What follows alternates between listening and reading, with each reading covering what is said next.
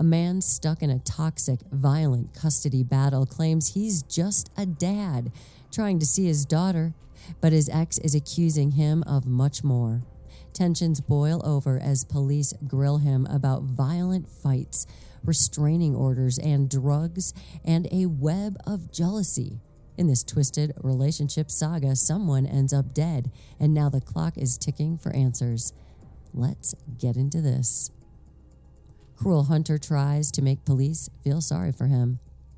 A hired hitman details how a police know.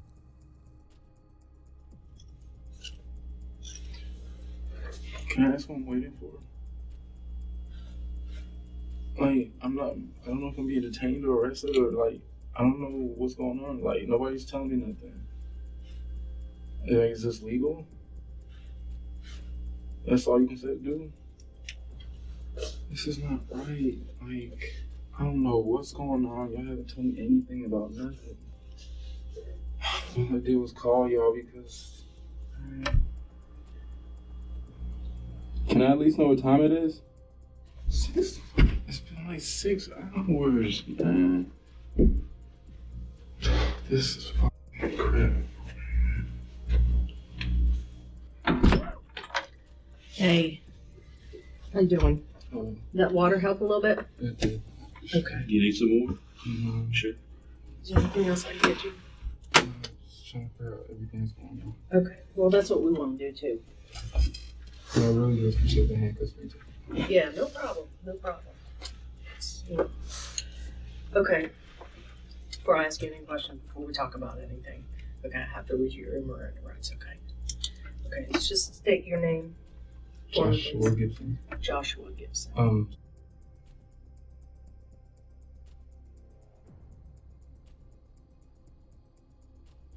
Okay. We are at the Powder Springs Police Department. And it is 1/14/2013. And I left my phone in my jacket. What time is it? My dog ate my watch. 6:27. 06:27 hours. Okay, I'm going to read this to you verbatim. Before asking any questions, you must understand your rights. You have the right to remain silent. Anything you say can be used against you in court. You have the right to talk to a lawyer for advice before you ask any questions, and to have them with you during questioning. If you cannot afford a lawyer, one will be appointed to you before any questioning if you wish. If you decide to answer any questions now without a lawyer present, you will still have the right to stop answering at any time. You will also have the right to stop answering at any time until you talk to a lawyer. Do you understand your rights? Yes, I do. Okay. Just initial each right. Okay. This is a waiver of things, kind of like a summary. Read that. If you wish to talk to me, then sign at the bottom. Okay. Let me grab my notebook real quick.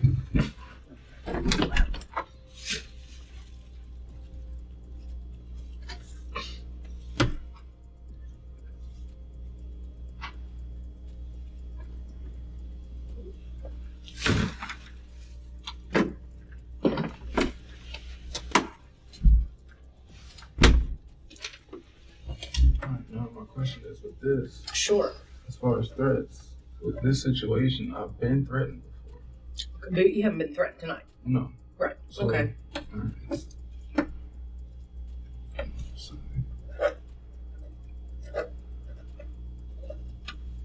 Okay. And I'm gonna sign as a witness here. And okay. Let's get that out of the way. Why don't we start with, tell me what happened. Tell me what you know. Right now, what I know is, I woke up. Okay. What time did you wake up?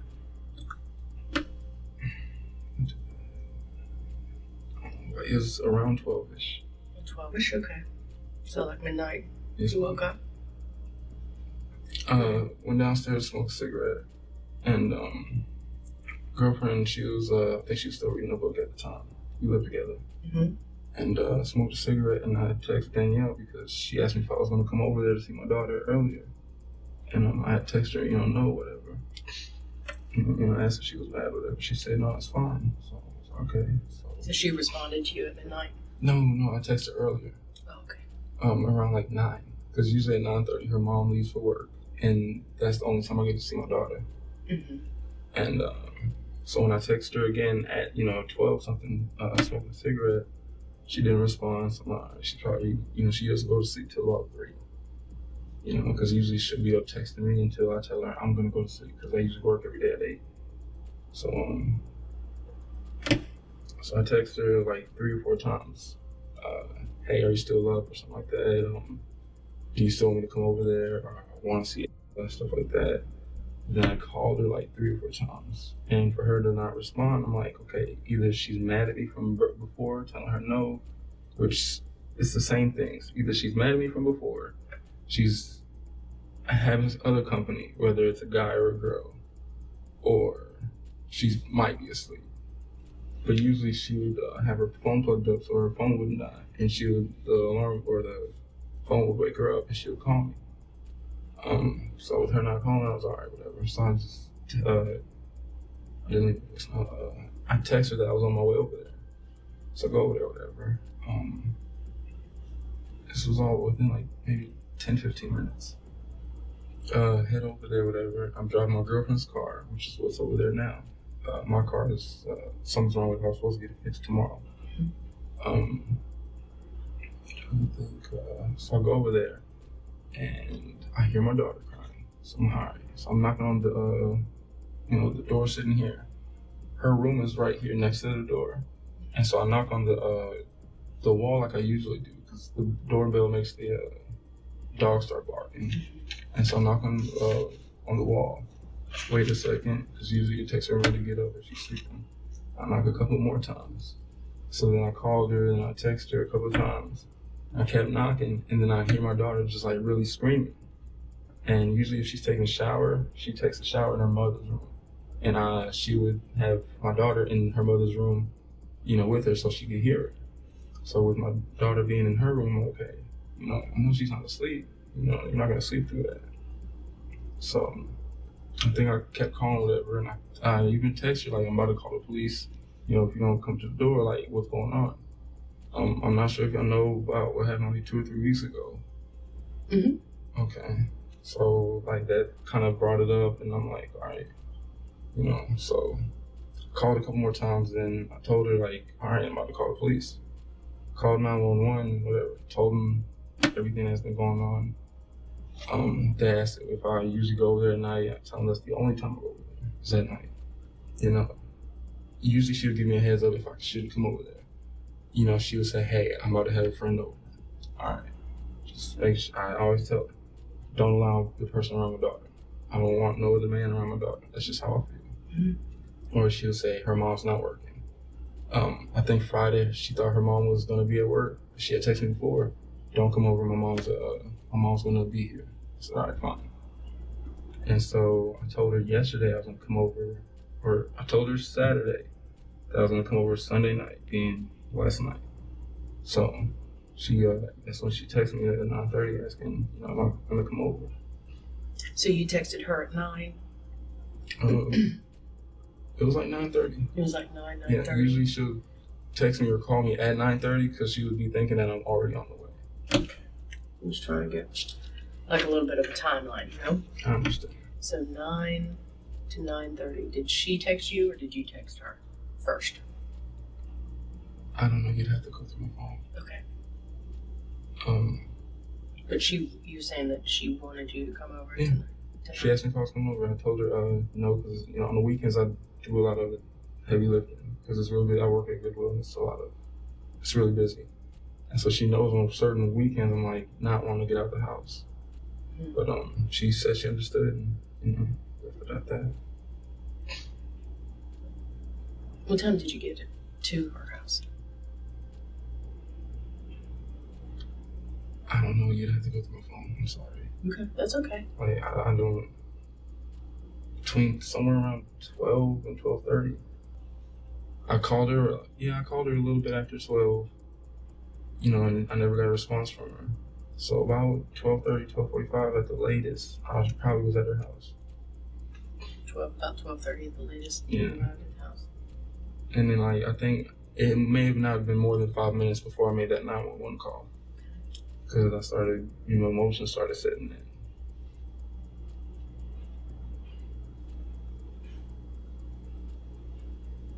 And you live with your girlfriend? Is that right? We live together, me, my girlfriend, my son, our son, and my little sister. Okay. What's your girlfriend's name? How do you spell that?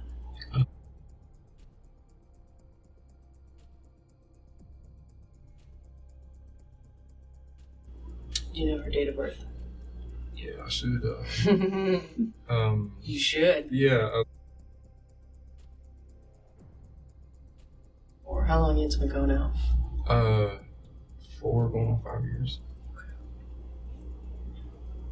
On and off.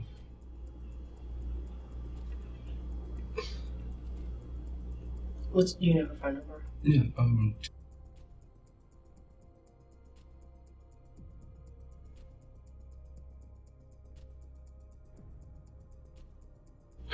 So, and what's the address that you live at with her? I don't know. Just she does all the paperwork and stuff. I know it's called. Is that the like an apartment complex? Yes. Okay. Favorite road? Yes. Next to Osborne High School. Okay, so how do you spell that? Okay. Trails. And my apartment number is.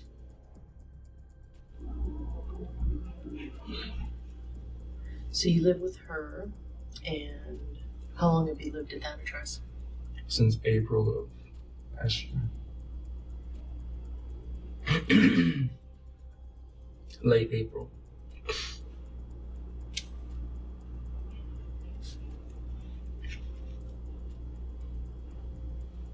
And who else do you live with? My sister stays with us. Sister? What's your sister's name?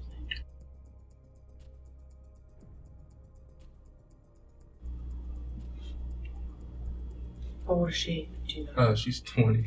She's 20. Do you know her date of birth? Look at you. You can see her. 92. You didn't think there would be all these kinds of questions, did you? So she's 20 years old? Yes. How old are you? 24. 24. Was your... And who else? Our son. You and Davita's son? Yes, ma'am. Okay. What's his name? Oh, that's right. How old is he? That's a great question. 4 months. Oh, 4 months. So Yeah. just a baby. August, last day of August. And when you woke up at, like you said, midnight, and you went downstairs, you said? Yeah. Is that right? Mm-hmm. Okay. So is it like a 2-story It's apartment? a townhouse style It's a apartment. townhouse, okay. And you went downstairs. Who was downstairs? No one? I was waiting on her to get off work. She got off work at 9:30. And I was waiting for her to get off work. I was trying to go to sleep, but I had to take care of my son. My sister's in her room. Then she stayed downstairs with me until about 9 o'clock.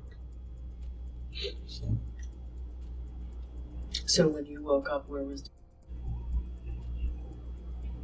No, we went to bed together. Right. Yeah, she was Okay, in... so she was in... So you woke up Yeah, around midnight, and she was in bed? Mm-hmm. She was reading her book. She was reading her book. So she was awake? Yes. Okay. So at midnight...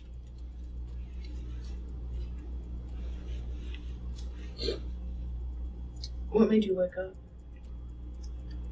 I just wanted to lay down really.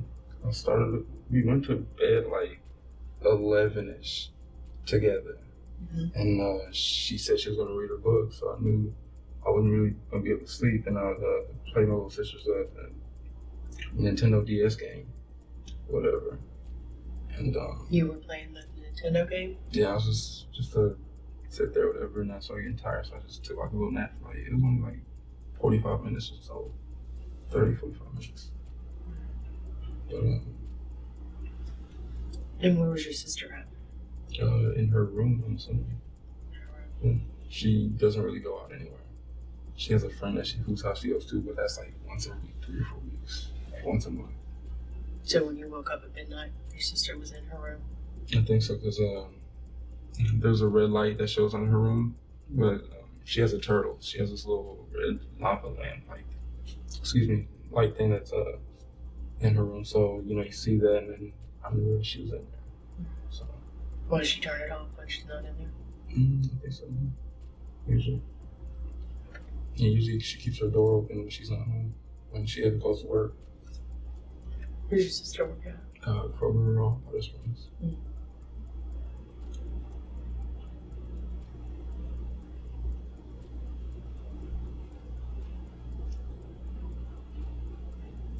What time? You said that Danielle texted you, or you texted her around 9 o'clock. She wanted you to come over tonight. What time were you supposed to go over there? You mean as far as what?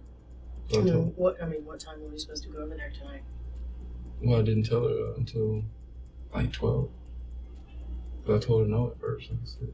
Oh, you told her no? Yeah, I told her I was going to go to sleep because of work. And that's when she said, okay, I understand. And let it be. So she texted you and wanted you to come over? Yeah, well, she just asked if I was coming over. Oh, and you said no? Yeah, I told her no. Because you had to work? Well, I got off of work at 7, and on weekends it's like really busy, so I was tired.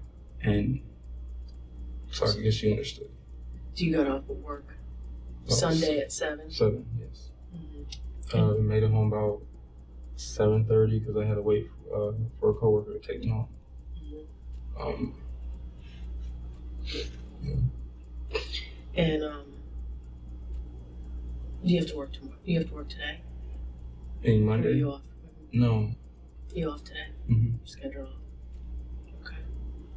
So when was the last time that you spoke with Danielle? Like First on the face phone? to face. On the phone. On the phone? Yesterday. Yeah. Yeah, sure. We speak every day. You do. Our relationship is not the best. It's gotten better, but we still have our battles. Right.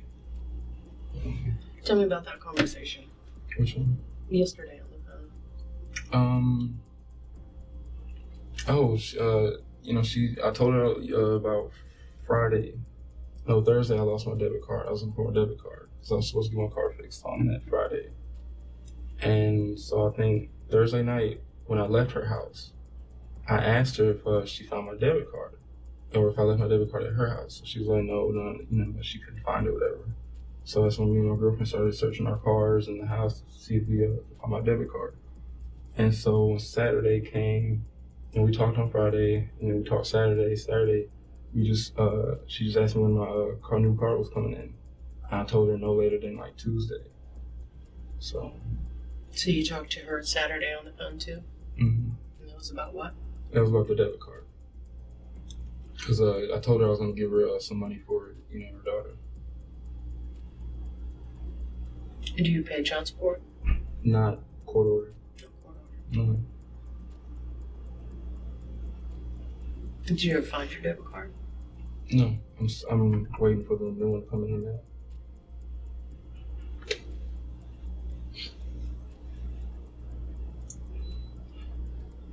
When were you supposed to give her the money?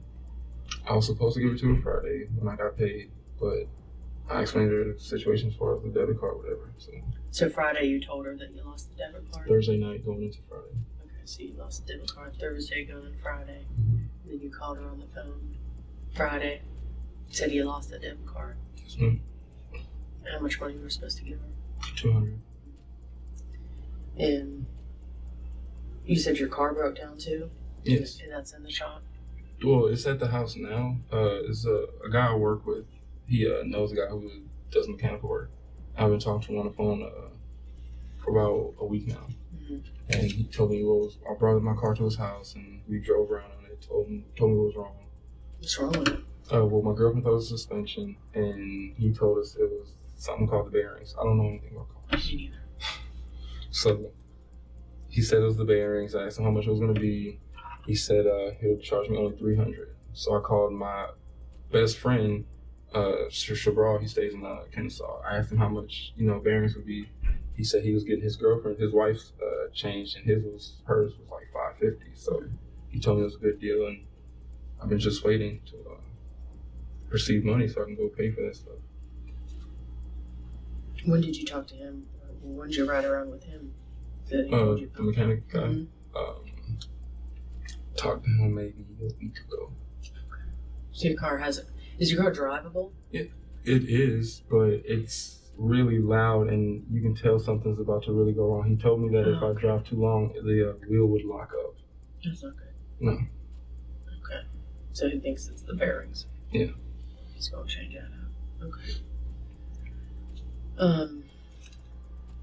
But did you ever talk to her on the phone Sunday? Sunday? No, I haven't heard from her all day. Usually she would text me in the morning while I'm at work. You know, hey, how you doing? Ava misses you. You know, small talk like that. She didn't talk to me all day Sunday. Well, no, she did because you said that she texted you to see if until that night. That's what I'm saying. Like, usually she would talk to me.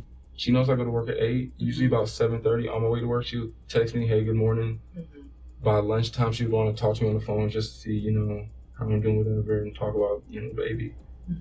But that's what, you know, it didn't happen Sunday. I think Saturday we didn't really talk until I got off work as well. Okay. I'm not sure. She mad at you? No, we haven't had any arguments in maybe 2 weeks. 2 weeks. Yeah, tell me, I mean, I know a little bit about the incident with cops, but I want to hear your side because I don't know. All right, I think it was like 3 weeks ago. 3 weeks ago? Yes. I'm not sure if I worked or not, but it was about 10 o'clock, and Danielle called me like always, are you coming over? I told her, yeah. No, she texted me, are you coming over? I said, yeah, I'm going to stop at my parents' house first. I have to pick up some mail, because I was needing to send some mail off by the next day. Which parents live in? It's by Hollydale Elementary. Okay. And I told her I was going to go to my parents' house and then swing by over there. Mm-hmm. She was all right, fine. And a little bit after 10 o'clock, she called me, and I was in the bathroom. She would say, hey, are you on your way yet? I told her I'm just about to walk out the door. She was all right, I'll see you in a couple minutes. I said, cool.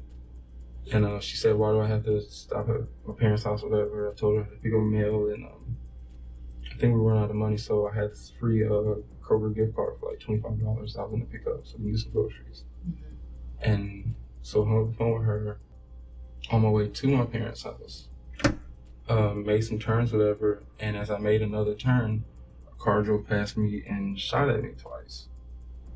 So, you know, I called 911, told them what happened, talked to investigators. They asked if I was in the gang, and told them no. Have any kind of issues with people, told them no. You know, asked if I had any drug issues, you know, no, nothing like that. And they asked, you know, who I think it could possibly be. I said, you know, it could have been Danielle because we've had our issues. You know, we have police reports on each other, restraining order against, you know, me, mm-hmm. different things like that. You know, we recently went to court and she tried to deny me of being legitimized. Mm-hmm. And after court, like after a week, you know, she asked me if I wanted to see my daughter. And when I went to go see my daughter, you know, I talked to a lawyer and he already showed me that I was legitimized. And I mean, that pissed her off. And that was the reason why I thought, you know, maybe she knew, because we've already talked about it. And I told her, you know, if I'm not allowed to see my child the way I'm supposed to, I'm going for full custody. Mm-hmm. And I've always told her that. And she would always ask me that maybe every 2 weeks or so. Are you still going to take me to court? And I would say yes. She was like, all right, well, just when you when I get served again, you're not going to be able to see your daughter until that court date again. I said, okay. And so that's the reason why I thought, you know, it was what it was. But when the investigator talked to me, he said, you know, he didn't believe it. I'm like, okay, well, y'all need to check her phone because she talks to a lot of guys and she really knows how to piss people off. Mm-hmm. You know, and I don't know how they would know where my parents live or how they would even, you know that I told her, you know, I was going to my parents' house. So they was like, yeah, we think it might be just a random thing. It's okay. So, I don't know. But do you believe that she wanted you dead? Not anymore. Not after we've talked and we sat down and, you know, she expressed that, yeah, we hate each other's guts. We've admitted that. Like, we can't stand each other. We're both hurt by each other. We both did each other wrong in so many different ways. We were physical with each other, in an abusive way. But as far as like really wanting to do damage to each other, no. I mean, she kicked me below the belt once, and when I went down, like she actually sat there and was like, "I'm really, really sorry." I'm like, "Well, we just got to a fight, Mm-hmm. So I do know that we care for each other, but I don't think that what happened to me is directly from her. Indirectly, maybe, I sit around and I think about it, it's like, I know she pissed somebody off enough to do something like that. So how would she piss somebody off to be able to shoot at you and try to kill you? I don't know. Explain that. I don't know. It's just, she has her ways. Like, I mean, but are you saying that she would tell them bad things about you and what you're doing I so just that they think would that want to kill you? she knows how to lead, like, people on, and, I don't know. She's really, I'm not sure what the word is. I'm trying to think of the right words to say. Like, I just know, like, she knows how to, be happy with somebody. And then if she's not happy with you, she's going to attack you. When we were together, we were perfectly fine. Mm-hmm. We got into one argument and she hit me. And I'm like, look, I'm 6'5". You're like 5'8". Mm-hmm. That's a battle you're going to lose every time. Mm-hmm. And I left. And that's when we broke up. And ever since then, it's all, you're never going to see your daughter, blah, blah, blah, And that's what she does. Like, she tries to get, on Facebook, she would brag about these Facebook wars and stuff like that. And how she likes to piss people off on Facebook. And I'm like, see, that's why I don't go on there. And she tries to hurt people with her words real bad. What's her name on Facebook? Is it her name? Or is it another different name? Yeah, I think it's under a different name. What's her Facebook name? It's Danny something. I can't remember. Like Danny? No, because I have this little Facebook page, whatever, because I was getting in contact with one of my friends, and I think she found me on there. I can go on and find out, but I haven't been on my Facebook page in months. What's your Facebook page name? I think it's still under Joshua Gibson. Joshua Gibson. Mm-hmm. And you're friends with her under your name? Well, she requested me as a friend when she had the restraining order against me. Did you accept it? Did Yeah. you accept it? I wanted to see pictures of my daughter. She updated pictures. So, what's the restraining order all about? She got mad at me over money because I told her I wasn't going to give her money until I was able to take my daughter to my parents' house or somewhere. To this day, I've yet to even pick up my daughter. My mom hasn't seen her in like 3 months, I believe. But got into an argument as always. She would hit me. Out of maybe the 6 fights we've had, it wasn't until the very last fight that we had where I fought back. Every other time it was, I would push her back, tell her like, look, I will hurt you, and I would like practically run off. The very last time is the only time I've actually fought back and made sure I made my point. But it's like so for the restraining order to happen, she's sitting by the door. I'm trying to walk out, and we're arguing over sex because she wanted me to keep giving her sex. I told her no. Like, every time I was trying to give you that, like, we would fight before or after because you'd want to be back with me or whatever. And so she would go back, hit me, whatever, slap me, and she would tear my shirt or scratch my chest or something so I can, go back home with marks on me and stuff. And so something happened when she said I threw a bottle at her or whatever. But I never threw a bottle at her. And I went home, whatever, and I think she called her mom or something like that. And her mom the next day went and put a restraining order against me. And so, I followed it. And it was about 5 days later, which I recorded. She had her friend call me and I guess three-way me through her friend. And I recorded the conversation of her talking to me, telling me to come over like 2 days later. So it was like 7 days after a restraining order was put out. And I think the next court date was two weeks after we put a restraining order out. Mm-hmm. And so I was like, you're violating the restraining order. She's like, no, please don't record, because I record almost all the conversations we have. Mm-hmm. And I told her, I can take this to court and you could probably get in trouble. And so, we talked about it, and she was like, just come over. And I was like, look, if my car's in your driveway, I'm going to get arrested. She was like, okay, we'll park in the cul-de-sac. So I parked in whatever little cul-de-sac. Powder Springs police actually found it and ended up calling my mom, which I never understood to this day, like why they would call my mom. Was your car registered to your mom? Was it registered to you? Was the phone number to your mom? My name and number. So my mom called me saying, hey, the police found your car, where are you at, blah, blah, blah. I told her I'd call her back. I called the police, and the lady said, we found your car. I'm like, well, I'm in like 3 or 4 houses down. Met the police asked, why I parked down the street. And the 3 of us, me, her, and the baby, came out and was like, look, she has a restraining order against me. I know I'm not supposed to be here. We're trying to work things through, and, that's just what happened. She ended up dropping a restraining order the day of the court date. I went to court, and judge, I guess, was handed a letter saying that the restraining order was dropped. He asked me if I wanted to say anything. I just said no and walked off. So you're saying that the restraining order was because you threw a bottle at her? I think that's the statement that she made, was something about a bottle being thrown at her. But what about the last time you said that you did get physical with her? I did. Well, tell me about that. This was probably in the summer. I'm trying to think, we got into an argument. I don't have any clue what the argument was about, but we was in the living room, and she picked up a broom or whatever.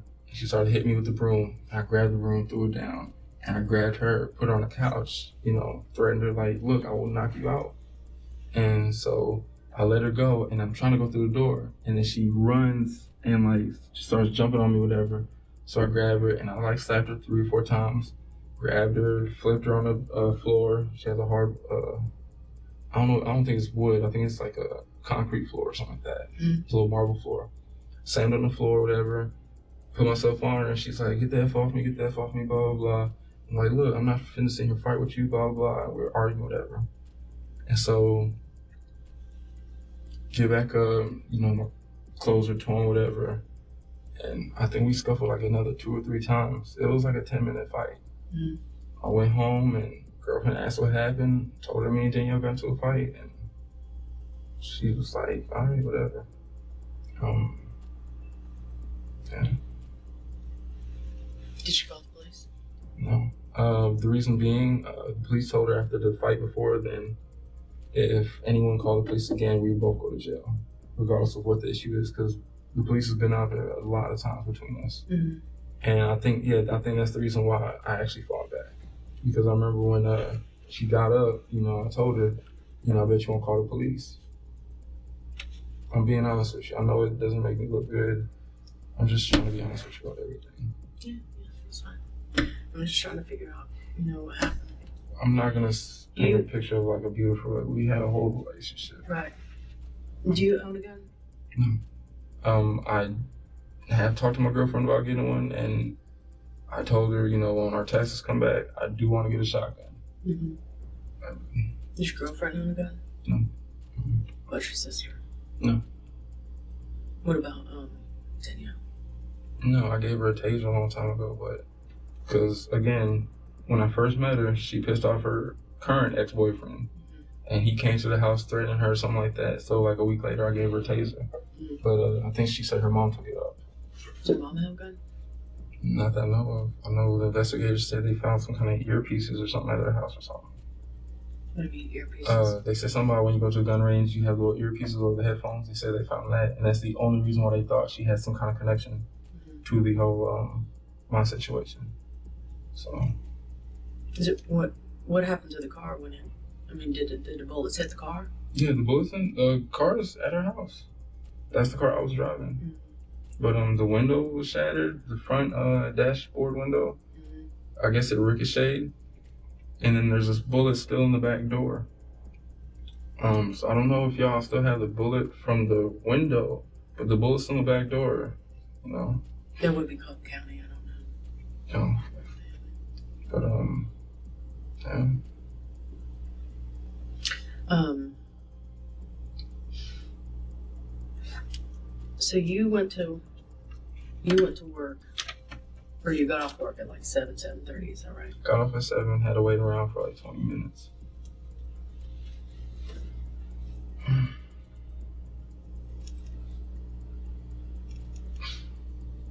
Tell me, what'd you do when you got home? Got home, my father was there because he had to drop off my son. Girlfriend still at work.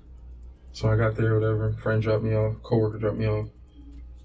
And my mom was in the house. He was in the car smoking a cigarette. Get in the house, me and my mom bickering back and forth all the time.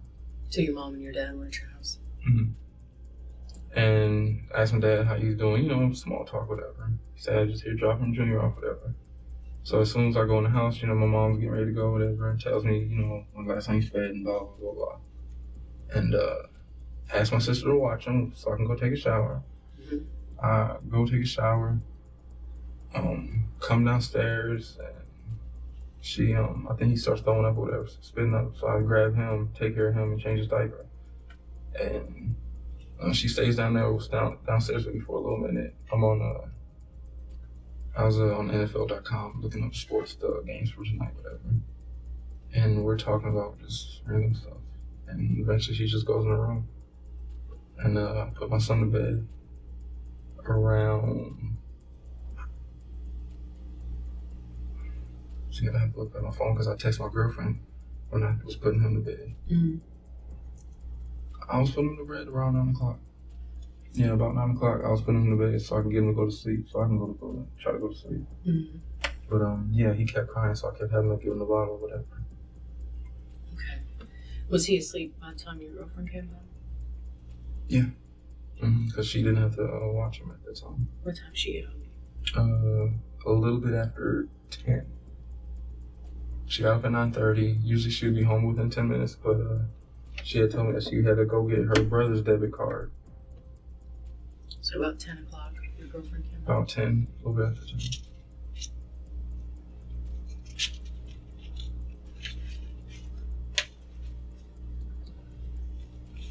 10. And you said that you texted, or Danielle texted you about 9:30? Well, no, a little bit before 9:30. A little bit before 9:30. And then your girlfriend came home? About 10 something. Mm-hmm. Yeah. And then what? Between one. Like after she came home, what'd you do? Talked. She had a pump, whatever, so she always pumps downstairs. Mm-hmm. So she pumped, whatever. What were we talking? Just talking about random stuff. Mm-hmm. Didn't have anything on the TV. I was listening to YouTube, listening to some songs on YouTube, whatever, and kept asking her when she was ready to go to bed, whatever. She said after she pumped, whatever. And we ended up going to bed at like 11. Mm-hmm. Yeah, about 11. And where was your sister at when you went to bed? She was already upstairs. She was upstairs before we got home. Yeah.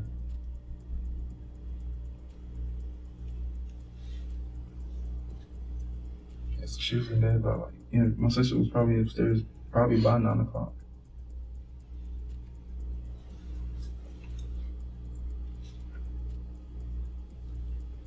And so when you went to bed at 11, did you have a TV in your room? Mm-mm. No. Where were you playing the video games at? Oh, it was it's one of those handheld games. Handhelds. So I just brought that upstairs with me, and yeah. And she was reading. Mm-hmm. What kind of book was she reading? 50 Shades. 50 Shades. Yeah, Right? I bought that for a couple weeks ago. Oh, okay. And about what time do you think you fell asleep? I want to play the game for like 10, 15 minutes. Yeah.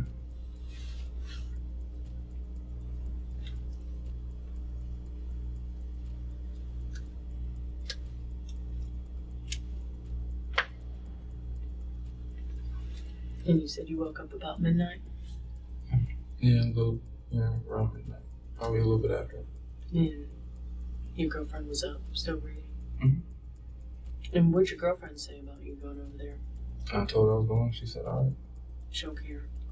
We've had our issues with that, but after a while, she understood the only time I can go see her was at night.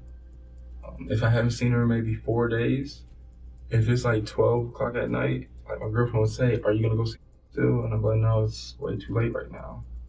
And, you know, she'd be like, all right, you sure you don't want to go? I'm like, look, I don't want to go because I don't want to come back home at 3 a.m, you know? I mean, even though when I go over there, usually I'll sit there and watch Sports Center and just make sure I can see. I mean, that's, you know, that's all I really want is to be able to just see my kids. You know, when I take care of my son, like today, I'm supposed to be home, whatever. He's going to be on the couch and I'm going to just have the TV on and just, you know, sit there. Mm-hmm. So, I mean, at the beginning, she hated how I had to go between 9:30 and 12 o'clock. Mm-hmm. But, you know, I would miss like a whole week and then she would say, look, just go, you know. That's just how we've been doing it since my daughter was born. She didn't like it, I'm assuming, because she thought you may be cheating with her, or she had her suspicions. Mm-hmm. And you say you've been going out with your new girlfriend off and on for 4 or 5 years, but you have a 9-month-old with Danielle. Yeah. I'm trying to think what year it is. Wasn't last year, was it? No, it was born. So, summer of 2 years ago, me and broke up. We only broke up for like maybe 2 or 3 months. Mm-hmm. And in that time is when me and Danielle got together. How'd you meet her? Is it like you met her at that time? Yeah. How'd you meet her? Job, Goodwill. Okay.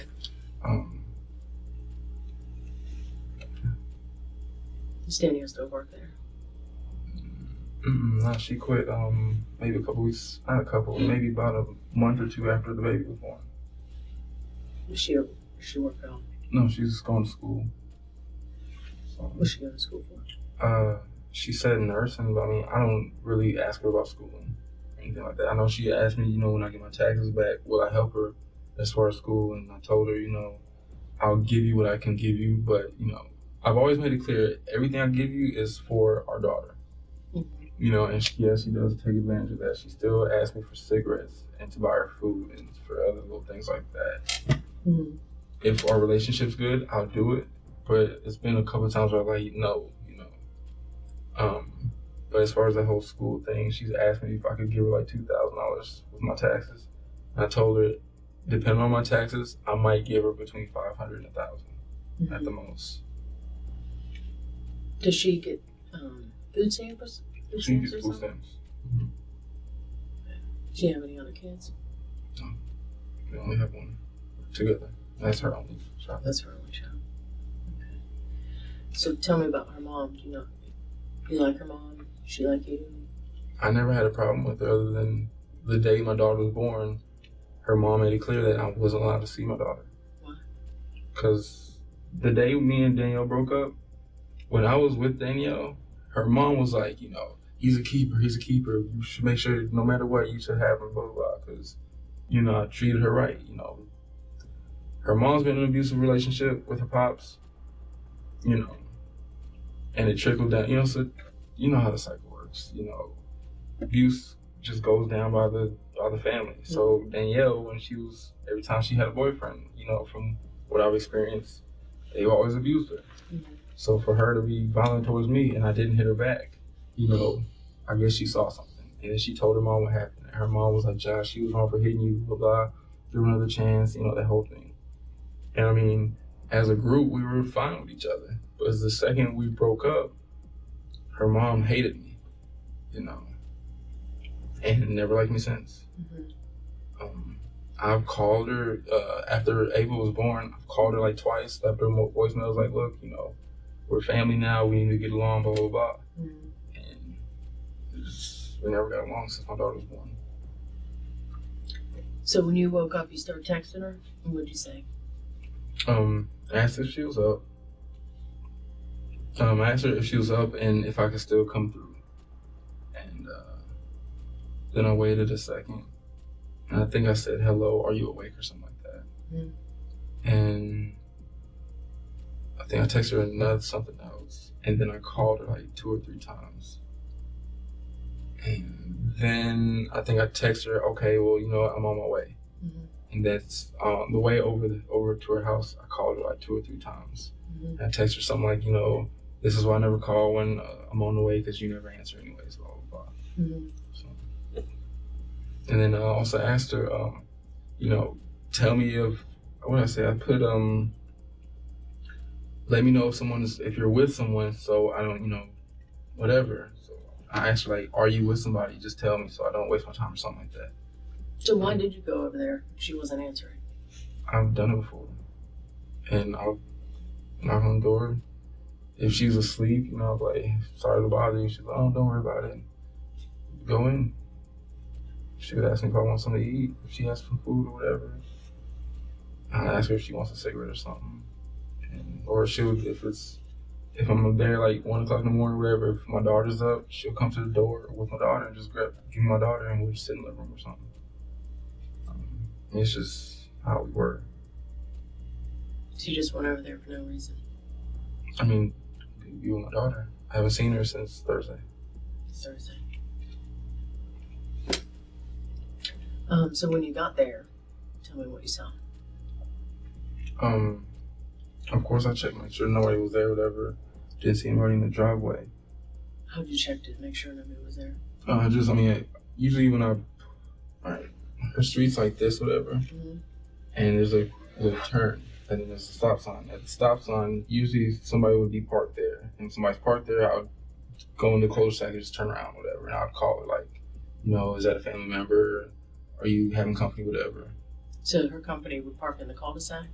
No, it would park right on the street in front of her house. Okay. So when I saw there was nobody there, I always turned my lights off because her neighbor across the street would always watch to see if my car was there. She would call her mom, and then her mom would call her and say, I want him out my house, whatever. We got called like 4 or 5 times. By the neighbor? Mm-hmm. And so as I'm pulling up, my lights are off. The parking lot's empty, or driveway's empty, so I pull in, whatever. Go, if she's awake, usually she would have the living room light on, and it was off, so I'm like, all right, she's in the room asleep, whatever. So I knock on the wall, like I usually do, and didn't hear anything, whatever. I knocked on it again, and then I started texting her, whatever, hey, I'm outside, come open the door, blah, blah, blah. Called her like 2 or 3 times, and then I heard my daughter start to cry, whatever. Mm-hmm. And so then I think I texted her, why is Ava crying? Why aren't you doing anything or something like that? And that's when I said, I'm going to call the police, whatever. What happens every time you call the police or whatever. And, I couldn't see in the window because the light was off. Called 911. The police got there. Did you look in all the windows? Looked in any windows? Yeah, I looked in because she has a window, and a big circle window, and then the garage. Mm-hmm. All right, the first window, and this is when the cops had came, whatever. First window, the blinds were down, just closed. The second window, the blinds were down, I think up top, but on the bottom there was like a little space, and I told the police officer, I was like, can you flash your light through there? And she has, grabbed her flashlight, looked through, whatever, and I tried to look through it with her, but she, told me to back away, whatever. The third window was closed. The other window, I think, is a little higher. Circle window? Yeah. Mm-hmm. And it has a little curtain, whatever. And then... Did you look through that window? Before the cops got there, yeah, I did. What'd you see? I just glanced up and you see the light, whatever. What light? The kitchen light. She always kept the kitchen light on. Mm-hmm. Yeah, I saw the kitchen light, whatever, and you couldn't really see anything, whatever. And then I looked through the garage. Garage is always dark. She never goes in the garage. Mm-hmm. I know that for a fact because I've been through the garage one time when I needed to get some gas, and she told me she had a gas can in the garage. And from the minute I walked through the back door, there was a back garage door to the front of the garage door because the gas can was there. Like, I had spider webs the whole way through, so we're like laughing whatever about all the spider webs, whatever. Mm-hmm. So, garage door, and yeah. So before the cops got there, did you go around to the back of the house? Mm-hmm. Why not? She never uses the back window, the back door. If you're looking through the windows trying to find her.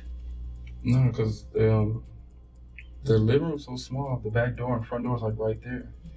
I never really thought about doing that. But you couldn't see through the windows, right? Mm. So you couldn't see the back door through the front. I didn't, but I mean, I think you can, but I didn't specifically see it. Right. Okay. That's Other than that, I mean, I didn't feel like jumping the fence to her room or anything, which, yeah, I didn't even think to do that. When you first got there, did you hear the baby crying?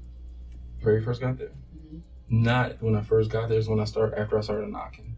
Knocking on her, no, on the, because the door sits here and then there's a wood, like a wall where the door is, and it's like real thin. I always knock on there like 3 or 4 times, and then she would come out. Is the baby in her room? Mm-hmm. So when you're knocking on the window, that's when the baby started crying? Yeah, on the wall. So you could hear the baby through. And that's when I, after I texted and called or whatever, I called the 911 operators. And I was on the phone, and I told them, like, I still hear her, like, she's really wailing right now. And they said, all right, just stay on the phone, whatever. And then they started asking me questions and things like that. Excuse me. When you got to the house, were you worried about her? Who? Danielle. I was worried about both of them. About both of them, yeah. Well, as far as hearing Ava, like, it made me feel good. Like, all right, you know, she's just crying, whatever. As far as Danielle, I think I texted her, you know, you didn't leave her, you know, by herself, did you? Or something like that, because she's never left by herself. But I know, like, I've asked her, you know, where she would be at one day, whatever, or one night. And I tell her I'm on the way, and then I would see her walking in her driveway. It would be in the house. I'm like, where are you coming from? She's like, oh no, I just walked up and down the street. You know, but that's the only time it's ever happened. So I'm asking, I think I texted her, like, you know, did you leave her? You know, it's not you to leave her by herself, or something like that. Other than that, you know, I was worried about my situation, and, you know, is something happening? What do you mean, your situation? You know, was somebody trying to hurt me, or, you know, if it wasn't a random thing, you know, could have been somebody that she pissed off. Like, in my mindset, I felt like she pissed off the wrong dude, and something happened. So that dude wanted to kill you and her? I don't know. You know, I'll be thinking, like, you know, I'm just sitting there thinking, you know, might be playing the Xbox. I'm like, you know, you don't want to maybe hurt her, but you want her to maybe feel hurt, you know. So how do you hurt her without making her feel hurt? Either her daughter, person she's still in love with, her mom maybe, you know, something like that. She says that she doesn't do any drugs anymore, but I don't believe it. What kind of drugs did she do? She smoked marijuana regular. Her mom allowed it. You smoke? On occasion, she told me about her usage. I know she drinks a lot, and I did receive an email from her that I was going to use in court, but I was never given that opportunity, by her saying that she took a whole bunch of pills, whatever like that, and she wanted to herself. So, you know, when the cops kicked me out, I'm asking the cops, you know, what's going on? You know, they said your baby's fine. I said, okay, that's fine. What about Danielle? They're like, just go outside. We told you not to be here, and then they put me in handcuffs. I said, okay, what happened? And the only thing I can think of is, okay, she wouldn't really drink by herself a lot. You know, if I'm over there, she'll get completely smashed. And, you know, then I'll tell, you know, my girlfriend, like, look, she's drunk. I'm going to be over here for a couple of more hours. And she'll say, okay. But other than that, you know, the only time she'll get, if she's drinking, she would maybe sip on a couple of Moscato or whatever she has. She would not really get smashed. So, you know, I didn't think she, like, you know, drank too much, whatever, by herself. Only thing I could think of was, okay, did she overdose on something? Whether it's pen or cocaine, or did something happen to her? Like, did somebody do something to her? And I'm asking police officers, and I still don't know now what happened. Like, I've been sitting here, I've been detained, you know, they said I wasn't under arrest for 5 hours, and I still haven't been told anything. So I'm still thinking, okay, is it overdose? Did something happen to her? Like, I don't know. I know it's not good, And I kept asking about my daughter, and I saw my daughter, and I'm like, okay, that's one relief. What's the next one? And then as they put me in handcuffs, I knew something wasn't right, and I'm like, oh, I'm the only one here. And I just was like, all right. So when you were sitting there knocking on the door, I mean, all these things were running through your mind that your daughter could be left at home. Do they have a wood fence, privacy fence, or is that a chain link fence? Oh, so it's the chain. It's a chain link fence. Mm-hmm. But it's just like a regular, normal size chain link fence. Yeah. It's not a high one. Mm-hmm.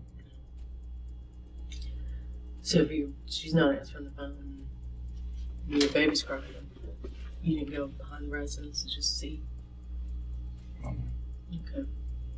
I didn't go behind until the police officers, went behind, mm-hmm. and they went through the back door. Mm-hmm. She always keeps that back door locked. She does? Yeah, she always keeps the back door locked.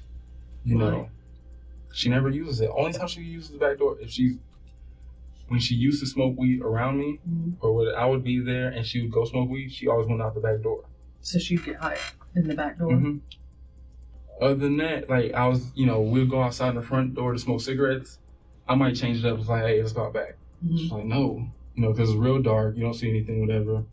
And I think it's only like a small little porch, whatever, mm-hmm. and no chairs. And she would always say, let's just go sit down. Mm-hmm. Other than that, she always kept that back door locked. And so when the police officer just went in, and the front door was locked because I tried to open the front door, and police officer tried to open the front door, and it was locked, whatever. So police officer went through the back, whatever, and I waited and I was asking them questions like, what's going on? And they weren't answering, and I was getting impatient, and I do apologize. And, I went through the side, whatever, where the police officers went, and I went through the back door. And that's when, they, told me to get out and handcuff me. Mm-hmm. Yeah. Did you get, how far in the house did you get? Went through the back door. I was gonna go to her room, but I heard my daughter in the kitchen because the lady cop had my daughter, mm-hmm. and so that's when I started walking to the kitchen, and I was by the couch. I'm not sure if you've seen the area. Mm-hmm. Okay, well, yeah, I was by the couch. So. You're by the couch. And that's when I asked him, how, what did I say to him? How's my daughter doing or something like that? And that's mm-hmm. when they all turned around and, was like, go away. Mm-hmm. And I said, I'm sorry. I raised my hands up, I'm sorry. So did they tell you that she was dead?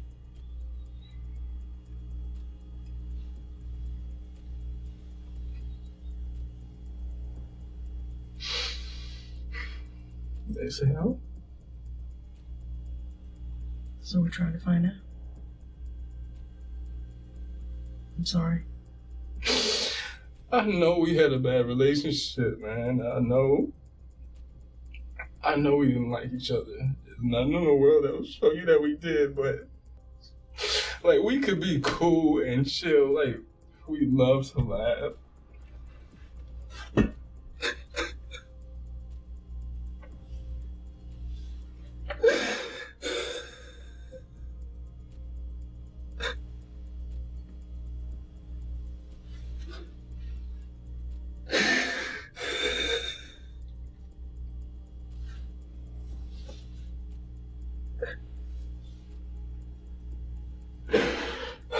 I know it.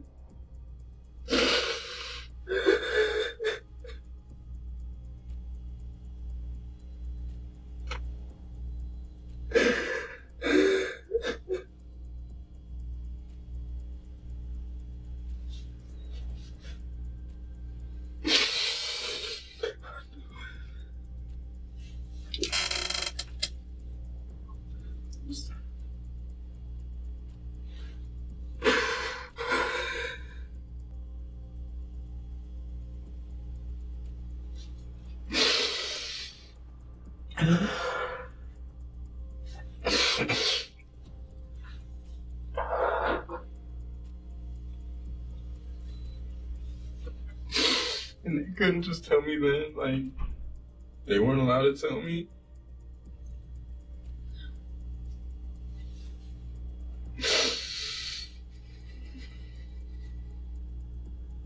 When was the last time you were in the house? Thursday. I was supposed to go there Friday, but she told me at the last minute that her mom wasn't gonna go to work.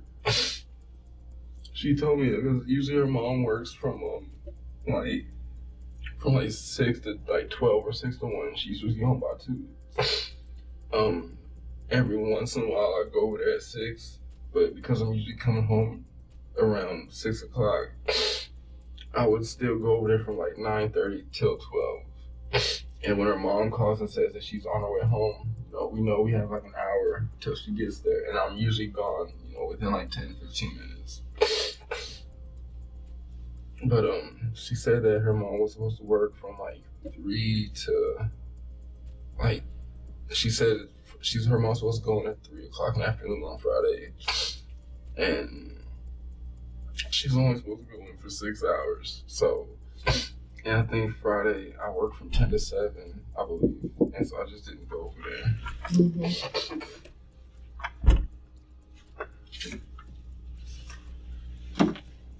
Thank you. Did you drive by the house today? Excuse me? Did you drive by her house today? When? Today. Did you drive by the house today at all? Mm-mm. No, I had to wait for my girlfriend to get home because she has the only car that's working right now.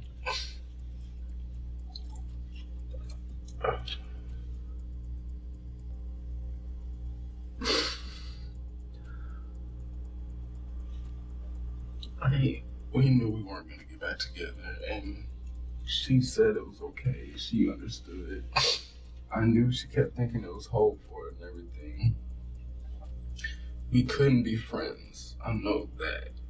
Because, we'd always try to get each other jealous when we were mad at each other. She would always text me, so-and-so's coming over here, blah, blah, and, we would get each other mad, but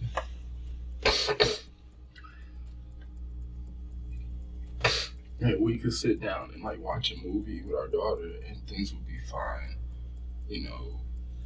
She would always brag about how we like comedy. She would always, even though it made me mad, she would always bring up my girlfriend. Your girlfriend doesn't like Kevin Hart the same way we do and stuff like that, Were you having sexual relations with her?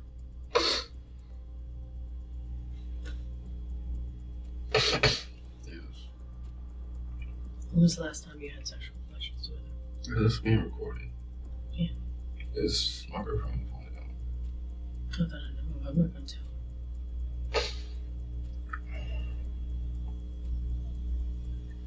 Probably Wednesday or Thursday.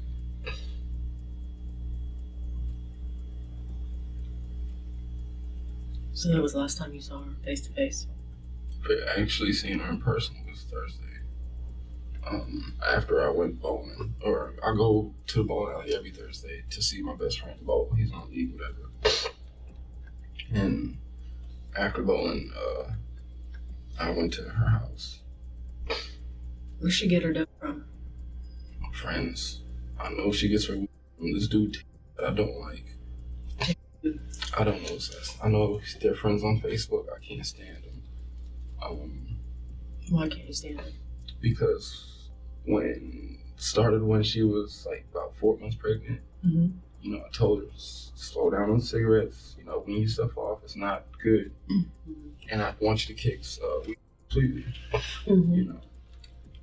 And I think it was one day I went over there and Terrence guy was in her car with her.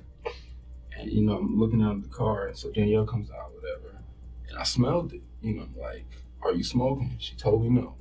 I said, that's bull. You're not going to be sitting around with marijuana, not smoking. She said, no, and I smell the hair. It smells like. I'm like, so we get in an argument. I told him he needed to leave. And he looked at her, and I said, no, dude, you don't leave right now. I'm going to knock your ass out. And, he would say something to Danielle, and Danielle would just tell him to leave, and he would drive off. And there was 3 or 4 more incidents where I would see him at the house, and I told her, I don't want him over there. He's giving you marijuana, and you're 4 months pregnant. There's nothing else that he can possibly do to win any kind of, I'm not even trying to be friends with the dude, but any kind of respect. yeah, it's just not happening. When was the last time she popped up? I don't know. She kept telling me that she kicked it, but she had those pills that I guess clean your system. Mm-hmm. She would have those at the house, or whatever. Why would she keep those at the house? Job interviews. She looking for a job? Mm-hmm. She told me she was doing the applications. Of course, I've never seen them, whatever, but she would ask me if, my store was hiring. We used to work at the same store. Right. But because we had drums at the store, I had to transfer. Mm-hmm. And she asked me if there was opening at my store, and I told her there's no in the world I'm trying to get you to come back, with me. Like, it's not happening. Mm-hmm. But, yeah, this guy is probably like the first person she would go to for a week. Who else did she find out from? Honestly, everyone.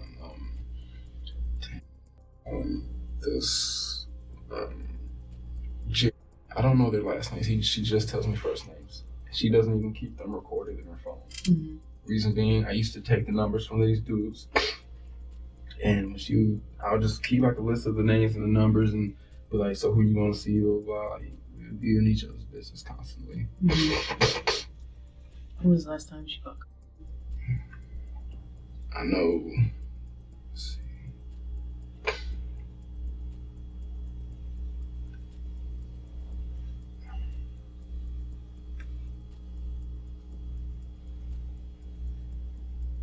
I know she used it sometime in the summer.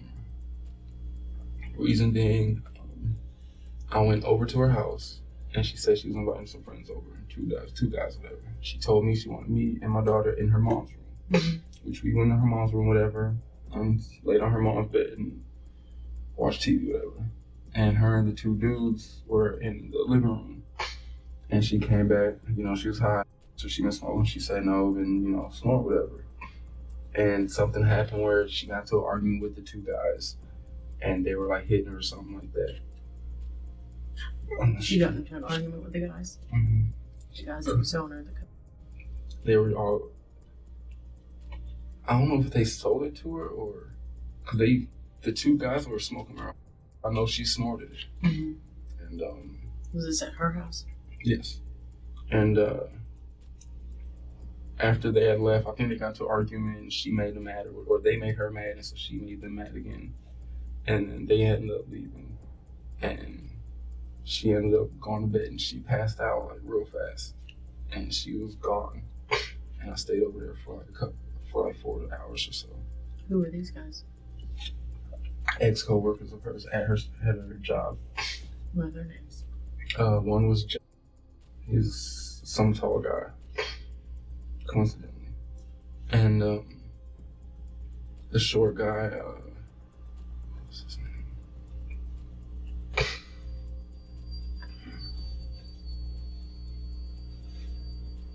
It wasn't Tim. I don't remember the other guy's name. So they were over with you and her partying? I wasn't. I was in her mom's room with my daughter. It's been maybe 4 times when we would do that. When was the last time you got high with her? When was the last time you got high? I don't smoke. Well, you just said that you would do that 4 or 5 times with her. No, I would go over there and watch my daughter while she gets with her friends. Okay. Like, she would say, Josh, is okay if so-and-so comes over. I'd tell her, I don't want that person around my daughter. She'd say, all right, well then, take it to the other room. There's been once where she was about to allow me to take my daughter to my mom's house, but then right when I got dressed, she just said, no, just take her to the other room. It was like 4 or 5 times where that's where I would take our daughter to her mom's room, and she would be in the living room with her friends or whatever. Mm-hmm. So that's something about that. I can sit in the drug test. I have no problem with that. I just had one for my forklift at my job. Mm-hmm. I have no problem with that. How many times a week did she party? Did she have friends over? Recently, 0. This has been all in like the summer. You made her stop? I know she kept saying that she wanted to get into a serious relationship. She was trying to get out of this whole party girl lifestyle, whatever. And because I know she stopped going to clubs. You know, when my daughter was born, I think she's been to a club like maybe 2 or 3 times in like the last 9 months or so. But she said she was trying to get into a serious relationship and find somebody to make her a wife and all this other stuff. She dating anyone else now? I don't know. She said she was supposed to go on a date this weekend. With who? I don't know. She wouldn't tell me. She said a friend was hooking up with some guy. This was supposed to be the date on Saturday. And on Friday, she said that somebody wanted to take her out, but she wasn't attracted to him. So she was at home because, we text each other while she was, I think she watched the movie both nights with her mom. So she would text me, hey, I can't talk on the phone, but I can text you. And we would text, whatever. Who's your best friend? Best friend? Other than her cousin. I forget what the other girl's name is. So what? I don't know. I never really get last names from her. Who else is close to her? Cousin? And who else? A girl named Who else? Another girl named this, but she pronounces it I'm not sure if it's spelled differently. A girl named she has her name labeled on her phone, I believe. And then there's another girl in her phone that she talks to, and is a really close friend of hers. We don't like each other either. Okay. Just never liked each other. Danielle's like opposite of what I am. You know, she's the party type. I'm more the stay at home. She smokes and drinks. I might have a beer once a month, And her friends are all like her, whatever. So her friends would ask, why don't you invite Josh to come smoke, whatever. And she's like, no, Josh doesn't smoke. And so I guess they looked at me different for that, whatever. But I never got along with her cousin and her best friend. I think we've been, what's the word? We can say hi to each other, cordial. We can be cordial to each other, whatever. But we never had like a liking for each other. Is there any reason why none of these people like you? Whatever she tells her friends. What do you think she tells them? That I'm a bad father. I know she's always been pissed off at me because we never worked out. Just our problems. Friends are always gonna stick with friends other than tell you that you're wrong.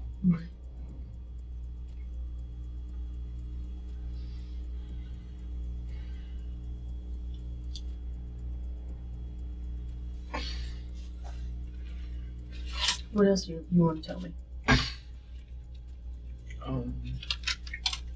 Right now, this guy is what I'm worried about. It's an old boyfriend of hers. I know. The one that she buys. I don't know if she buys. You'd mention it. You sold it to her. Okay. Is it the same guy? It's the same guy I'm talking about, but I'm not sure because I know they smoked before. But as far as selling it to her, I'm trying to mention everybody I know she smokes with.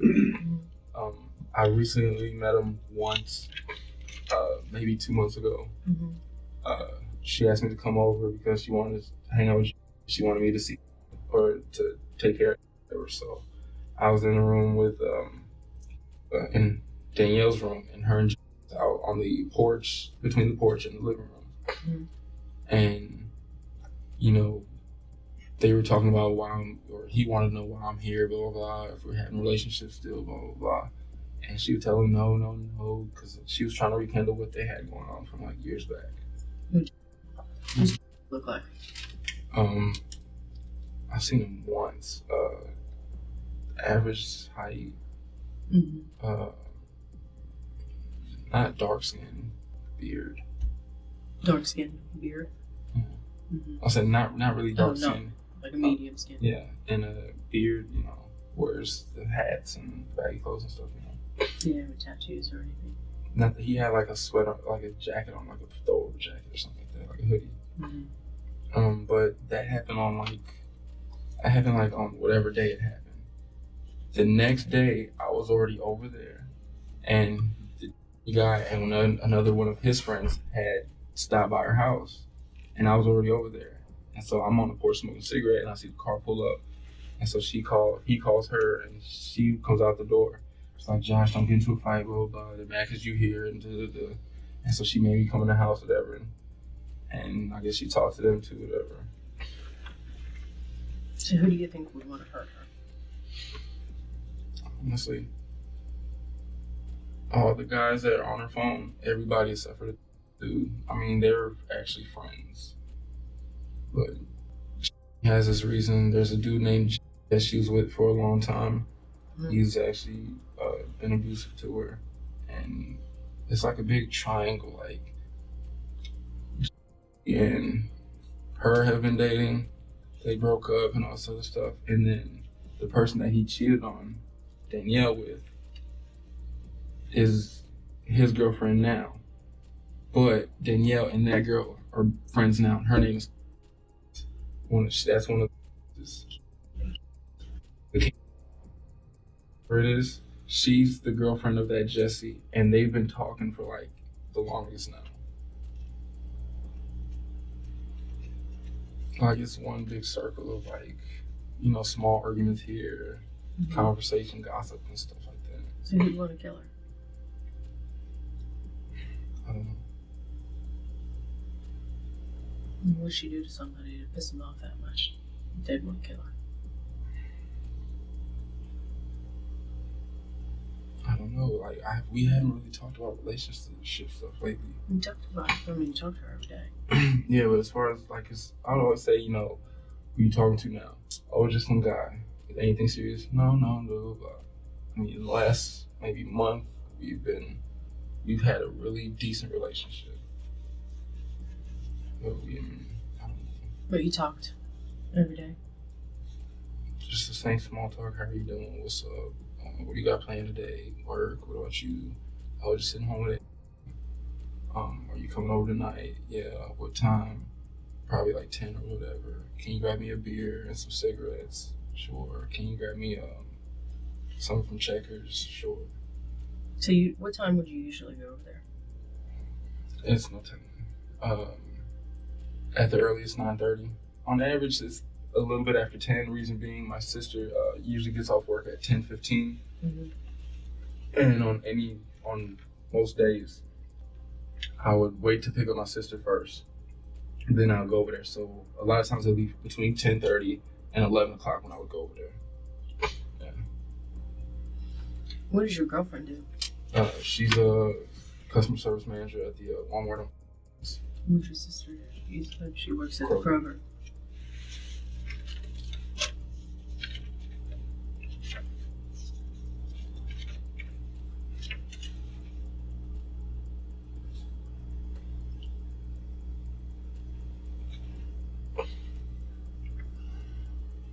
At the Walmart where?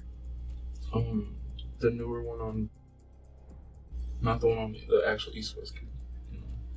Oh, the new one by close to Danielle's house.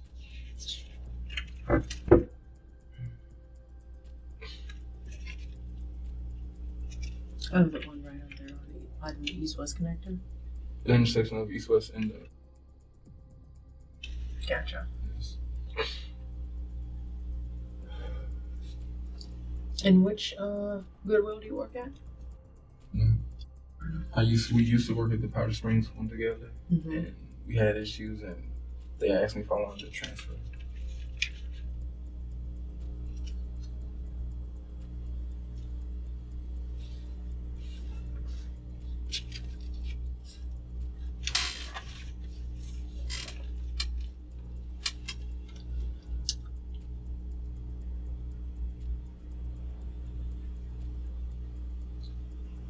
So for any reason, sorry, I've got a warrant to take your clothes. So for any reason, would I find any of Danielle's blood on your clothes? My clothes? Mm-hmm. No. Okay. Like at home here? What do you mean? Like you need my clothes now? I'm gonna take your clothes. Yeah, I have a search warrant for you. Okay. All right, that's fine. Okay. So I'm just asking. Am I gonna find any blood on the clothes? No. Okay. No, for any reason. No. I mean, am I in trouble for anything? I know I was there. No, I mean, you see why I have to do that, right? I know. I'm a little worried about this right now. I'm not accusing you of anything. I know you're just trying to. Yeah. I'm gonna find out some facts. That's fine. Right? I mean, you want to help me find out who did this, right? Yeah, definitely 100%. You need to grab her phone. Yep, I probably did. I got her phone. And her laptop. She goes on Facebook constantly. Constantly. She has a Twitter account. She doesn't really go on there a lot. Mm-hmm. I recently asked her because I heard of something called Instagram. I'm not a big media person, kind of person, whatever. Mm-hmm. And I asked her, she had an Instagram, and she told me no. Mm-hmm. But she goes on Facebook 100,000 times a day. So, go on her Facebook, whatever. Facebook, Twitter. She started recently using Twitter. Mm-hmm. What else? I hate to say it, she watches a lot. Mm-hmm. That's about it. Okay. And hip hop star, world star hip hop or something like that. Mm-hmm. But Facebook, Twitter, and her cell phone. So Did she like to have breath? Hmm? Did she like to have breath? If the occasion was called for it, yeah. You tell me about that time. Did you have rough sex with her? Here and there. And like, how would that happen? I mean, I don't know what to talk about. I really don't want my girlfriend to find that. Like, I'll come watch this tape. She would call me or whatever and say that she would want to do some role playing, whatever. Mm-hmm. This was when she was like 3 or 4 months pregnant, And she was like, I want you to like take advantage of me, whatever, and rape me, blah, blah, blah. So like, the night that we scheduled to do it, whatever, I came there, I wore like all black or something like that. Mm-hmm. And I answered the door, she had on this little lingerie piece. She was like, hey, how can I help you? And we like role played and whatever. But other than that, like we never rough like in hell. The police were called to the house one time. Police were Do you called? remember telling the police you saw the story? As far as what? As far as she said that you wrapped your hands around her throat. Yeah, I remember her saying that. What happened that night? Argument. She hit me. I left, and police called me and said, to come back there, and I came back. And what'd you tell them? I told them we argued.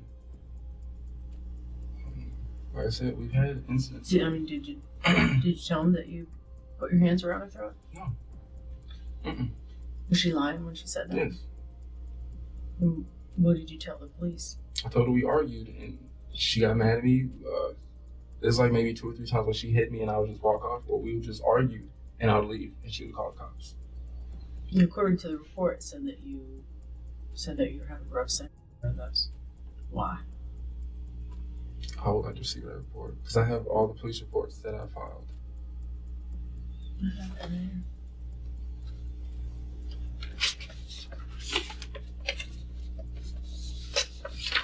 You don't remember ever telling the police that? I don't remember, no, man.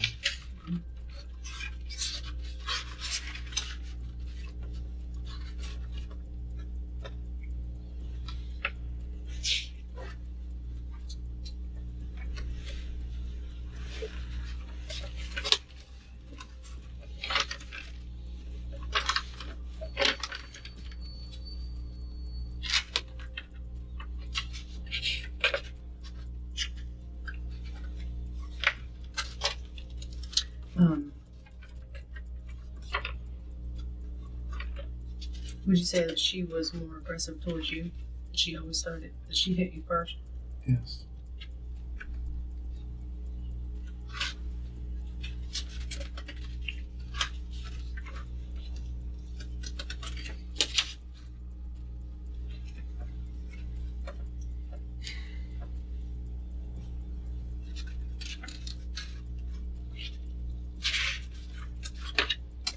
Must be at my desk.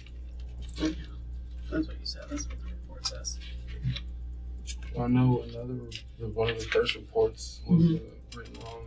It was an incident we had at the job, whatever, where it said that I said that my girlfriend hit her with the car, and I never told the police that, because the police specifically asked, how close was it? Was it close enough to hit? And I told them, no, it wasn't close enough to hit, because if you hit someone with a car, they're gonna jump, you know. Oh, she said that you hit her with the car? Danielle stated that my girlfriend hit her with the car, with her car. Your girlfriend? Yeah. And the police report states that I said that same thing. Mm-hmm. You know, and when I got the police report, I looked at it and was like, that's not what I said. Mm-hmm. You know, so. When was that? That was when she was first pregnant. 2 summers ago. And that was when you worked at Goodwill? That was in the Goodwill parking lot? Powder Springs, yes. Powder Springs parking lot. Mm-hmm. Was anybody arrested at that time? No, we've never been arrested on any of our incidents. Have you ever been arrested? No. Danielle ever been arrested? Yes. For what? A hit and run, and she had like an assault charge. Well, I've seen the hit and run report because I looked her up online when she told me she's been arrested. But I seen the hit and run one, and I asked her if she'd never been arrested again, and she said she had like a assault charge against her father, something about her and her father arguing, and she pulled out a knife or something. I don't know if it's true or not, because like I said, I've never been able to find it. Did she ever pull a knife on you? Yes. What kind of a knife was it? A little kitchen knife. Where'd she get it from? The kitchen. Did she stab you? No. She never came to me. She just pulled it out, whatever. Told me to get out of the house, and I left. And as soon as I left, she comes out the door. Josh, come back. You know, let's talk. Blah blah blah. That's how our arguments always were. She would argue whether we scuffle or not. I would leave, and as soon as I get to the door, she plays victim and is like, Josh, come back, let's talk, or whatever. Or if I would not listen to her and go home, she would call me and say, hey, let's talk, just come back over. And I'd say, no, we can talk on the phone. She would like, just come back over, whatever, and I'd go back over there and we'd talk, whatever. Mm-hmm. Did she keep any weapons in the house? No, not that I know of. I know it used to be like a knife by her nightstand for a long time, but that's because she was real paranoid at night. She always told me she hates being there at night by herself. She hates her mom working the night shift. And I know that's one of the reasons why she always asked me to stay longer. You know, if I'm there from like 9:30 to 12, she would always say, like, just stay till 2, stay till I fall asleep, blah, blah, blah. She would say, I'll give you a key, whatever, just go ahead and go. I was like, no, I gotta go back to my family, blah, blah, blah.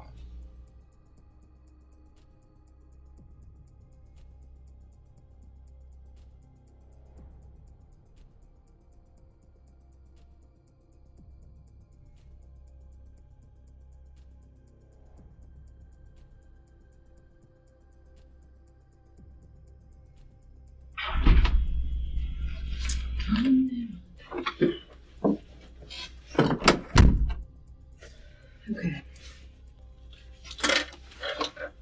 I'm going to read this to you again.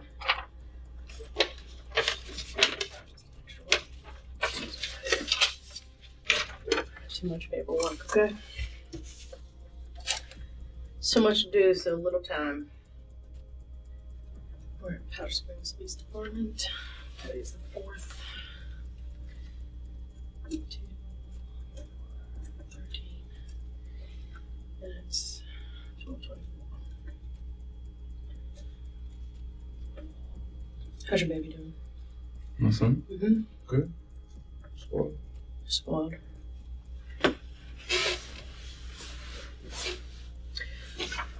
Okay, before we ask any questions, you must understand your rights. You have the right to remain silent. Anything you say can be used against you in court.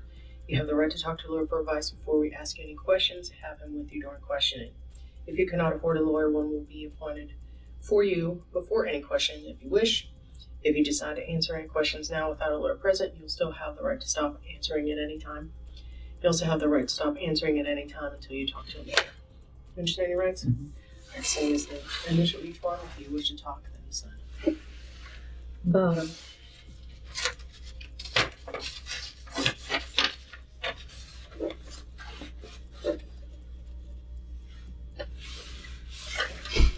Sign two.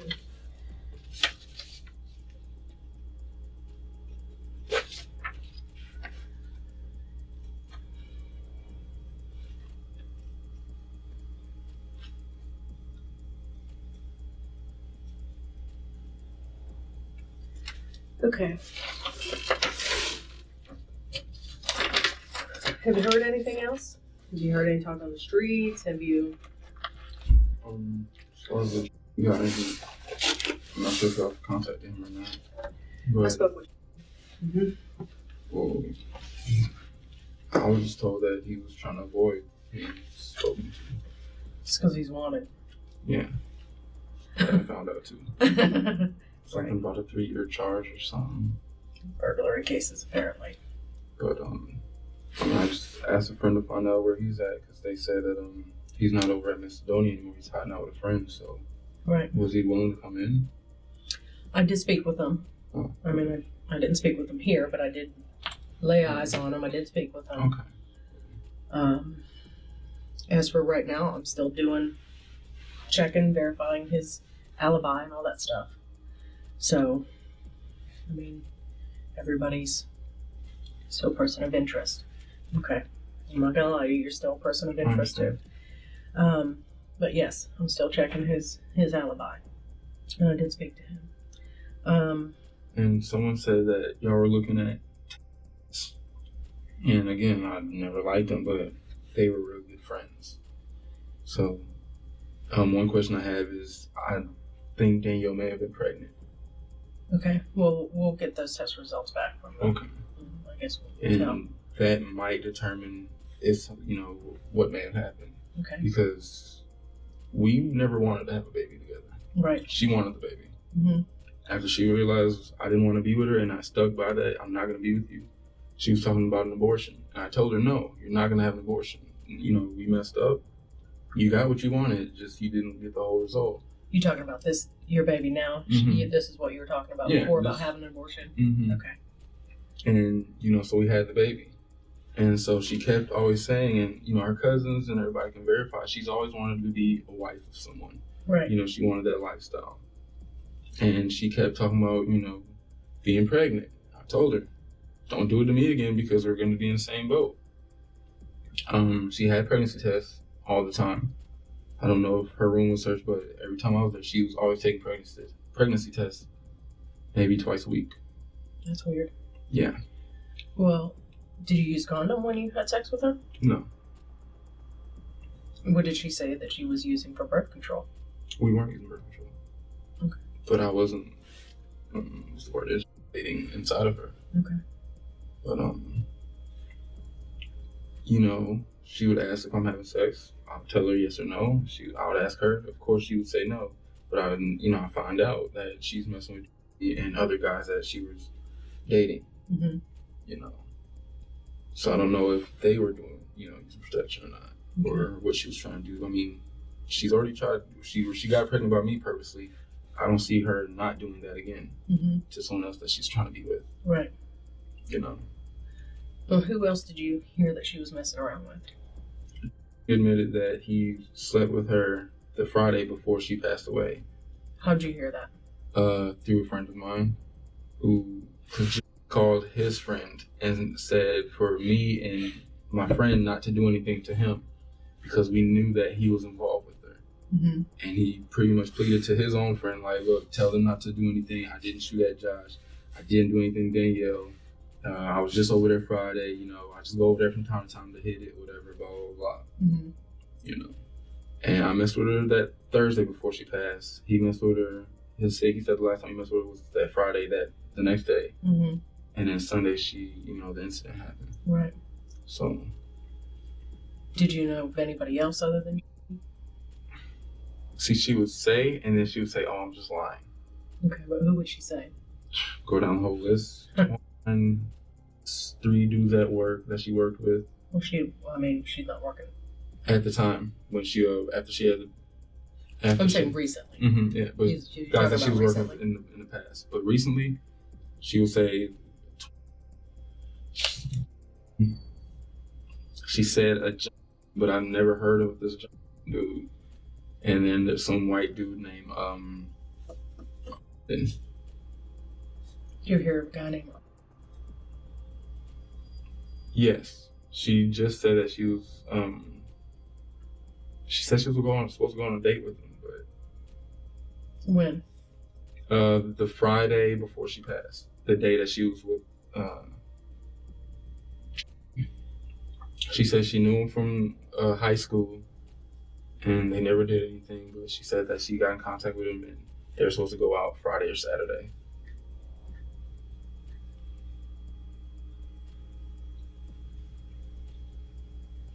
Why didn't they go out? Or did they? I don't know. Again, to my knowledge, but from what she told me, Friday and Saturday, she was at home. But then I found out that Friday, she was with me, so I don't know where she was Saturday, because Saturday night, I don't think I really spoke to her. Then she told me she was at home, and, well, we stopped talking. Mm-hmm. What else did she tell you about? That was it. I don't know who he is. So, I'm interested and curious now, but she just told me they went to high school together. She said he was a really good guy. I remember now. She said he was a really good guy. He just got caught up in the wrong things with the wrong friends or something like that, and ended up going to jail for something. Everybody she's messed with, except for me, has been to jail. Yeah. Yeah? Yeah, I know.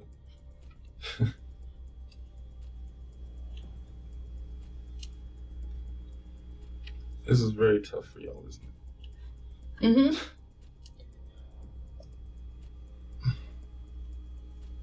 And I mean, her cousin kept trying to tell her, because I spoke to her cousin, I told her cousin she was on dating sites. Did y'all find that, the dating sites? Mm-hmm.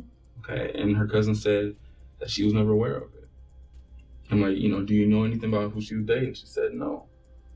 I was like, for how long now? She's like, for the last 6 months. She just told me that y'all were still messing around from time to time. And me and her cousin hate each other. When I hit her up on Facebook and told her, I know we don't like each other, but I would want us to talk. She said, fine. She gave me her number, and the first thing she said was, Josh, I can't stand you. I hate you, but I know you didn't do this to her. Just, what do you know? I said, okay. I know she was messing with me. I know this, this and that, whatever. And she told me that she was going to try to find out, through their mutual friends who she was messing with and involved with. And, I asked her about the dating sites, and she said she had a feeling she was doing dating sites, but Danielle never admitted to her, So.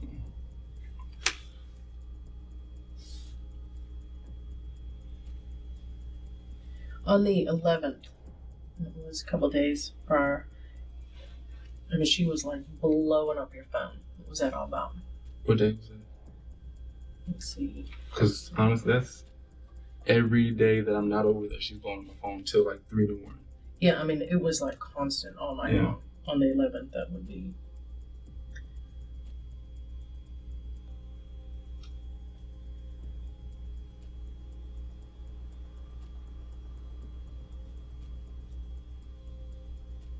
It would have been Friday. The Friday before she passed? Mm-hmm. I don't know. You never answered the phone, never talked to her, or what she I was talked to her desperately about. Do you know what time it was? Because at a certain time, I didn't speak to her because she told me she was watching movies with her moms. Mm-hmm. Said that but I'm assuming her mom worked that day because she would be able to go over there with her mom being there. I don't know. I'm looking at all the phone records. That was the day that really stuck out of my mind. Mm-hmm. She was blowing up your phone. Yeah, it's a constant thing. Like, I would be shooting pool with my friends.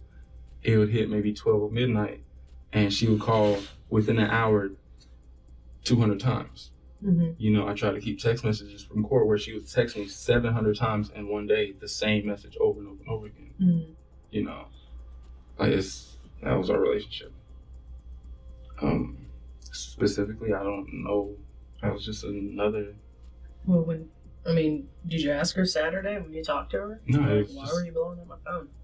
She kept asking me who else I was with. She kept saying, "Who you fucking? Who you fucking?" I was like, "Nobody."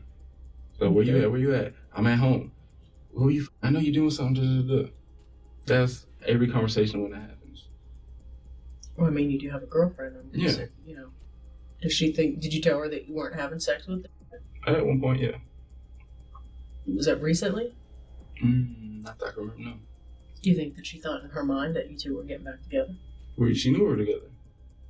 No, you and Danielle. Did Danielle think that? No, I never, for the longest, I've never told Danielle we're going to get back together. As she would keep asking about me and Viva's relationship. I'm like, yeah, we're not really happy, but don't worry about that. Oh, tell me. And she would nag me, and then I'd be like, fine, this is what's wrong. Well, if I was your girl, I'm like, look, just forget about it. I know in her heart she never gave up, but I kept telling her to give up on us ever being back together. But then why were you so possessive of her? Possessive of her? Mm-hmm. I was never possessive of her. I was possessive of my daughter. Well, you didn't want her to see other people. I told her she could see other people, but I told her I don't want dudes over there if my daughter's there. Let me have my daughter. I told her multiple times, if you're going to have guys over there, either I'm going to be there while y'all are there because I don't trust anybody around my daughter. One thing I told her was, look at sex offenders in your neighborhood. And we looked up together, and she cried because she found out that certain neighbors that she knew were on the sex offender list. Right. And so I was like, okay, this is why I'm like always tripping. She's like, no, it ain't because you want to see the. I'm like, no, I could care less. I just don't want nobody messing with my daughter. If I had a son, I might feel different. But it's the fact that it's my baby girl and then my first child. Like, I don't want people around. So when she would say, I'm about to have somebody over, I'm like, okay, are you going to give me? No, you can go in my mom's room.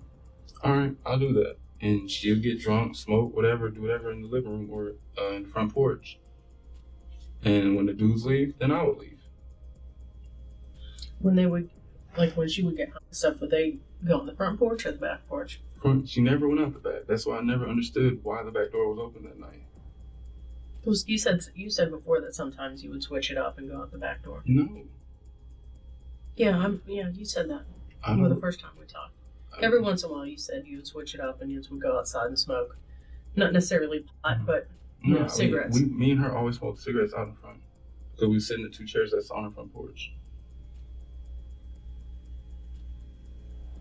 So you're saying now that you never went out the back door and smoked a cigarette? To smoke a cigarette? No. It's been maybe once or twice before she was pregnant when her cousin and her would smoke out back, but that's 2 years ago. But recently, she never kept the back door open or unlocked. She always told me she was afraid of being home by herself. Even before I got shot at, she always said that the reason why she liked me always being over there is because she liked to have somebody over there. Mm-hmm. She was always afraid of situations like this. She hated the fact that her mom worked overnight, and that's why she always wanted company. But the company was always from dudes. Mm-hmm. She used to have her friends over every once in a while, but I just found out through her cousin that her and weren't seeing eye to eye because of Danielle's lifestyle. Right. And then her cousin explained that to me, something about New Year's. They got into it about Danielle, the way she's dating, whatever. And they haven't spoken since New Year's, which, What did you care about how she was dating her? I guess was a pretty positive person. What do you mean? She was, and I think she's in school. Mm-hmm. I believe she's working, and she was real close to Danielle. So, you see your friend falling down, you try to give them encouragement, but when they don't listen, she just got irritated. Yeah. Is that what you're saying? Mm-hmm.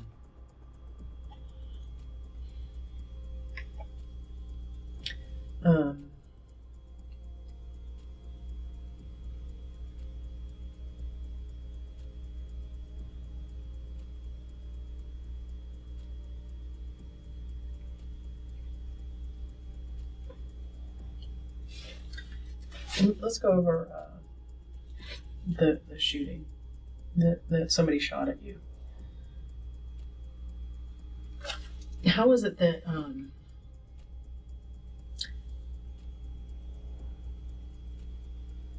the bullet? They're in one lane, you're in the other. Mm-hmm. and they're not that far. Mm-hmm.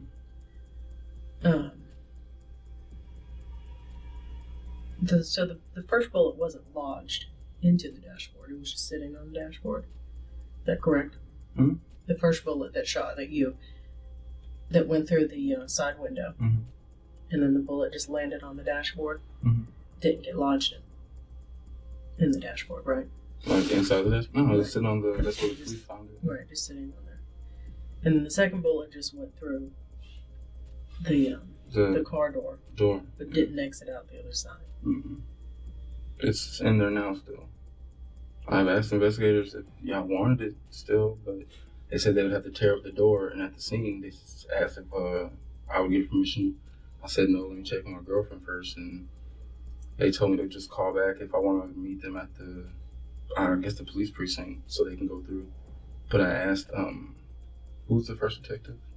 Bradley or something. Bradley, like that. yeah. Mm-hmm. I called him and told him that I found something else in my car that came from the bullet, I'm assuming.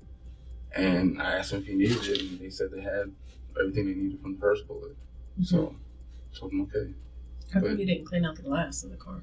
Just being lazy. Did your baby crawl on your floor? In the car? No. In your house? Hmm? In your house. Where you live at? No. Never on the floor? No, we keep him on the couch or in the bed with us. Or he in his crib. We don't put him on the floor. Generally, baby's not necessarily that he's on the floor all the time, but I mean, you're going to step on the glass, you're going to bring it in the house. Yeah. But I mean, again, we never put him on the floor. Because we don't vacuum but every so often, so, the carpet's usually dirty.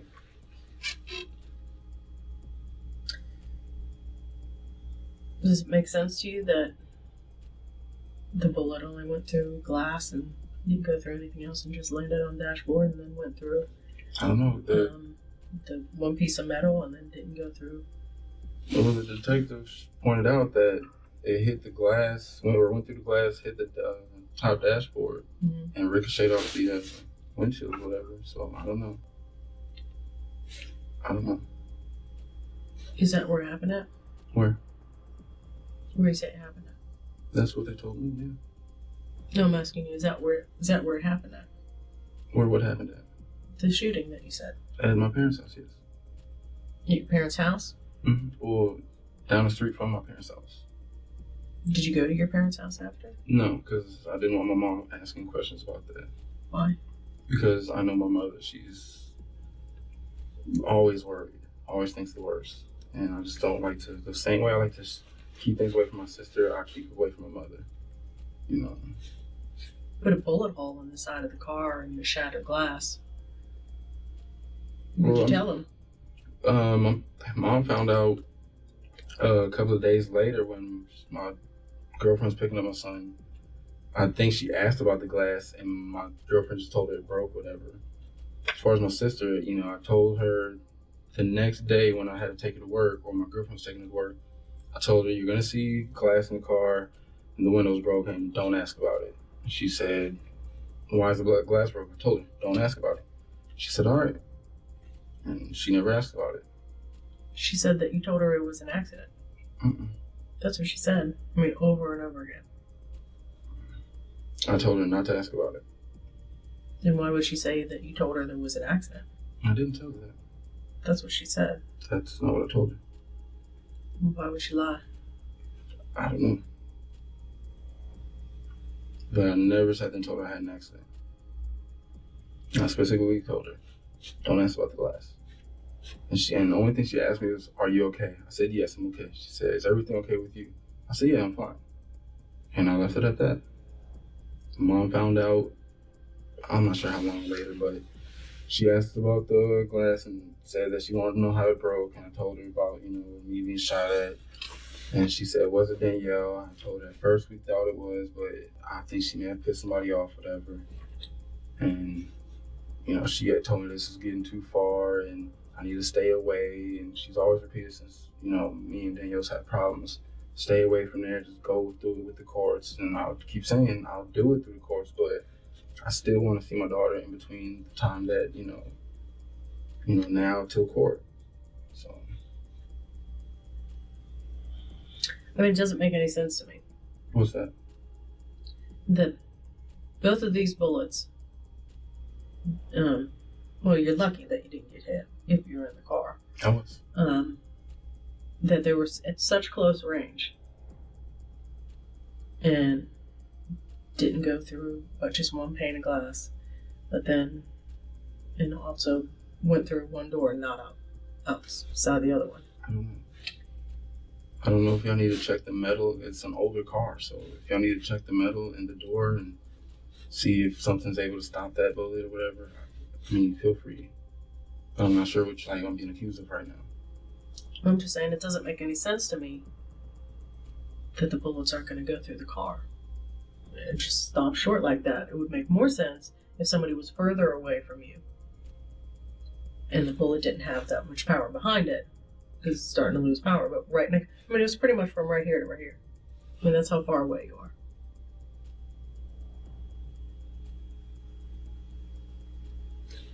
And then now you're saying that you didn't tell your sister there was an accident, but she swears up and down that you told her it was an accident. No, I never told her it was an accident. She swears up and down that you told her that it was an accident. I didn't tell her that.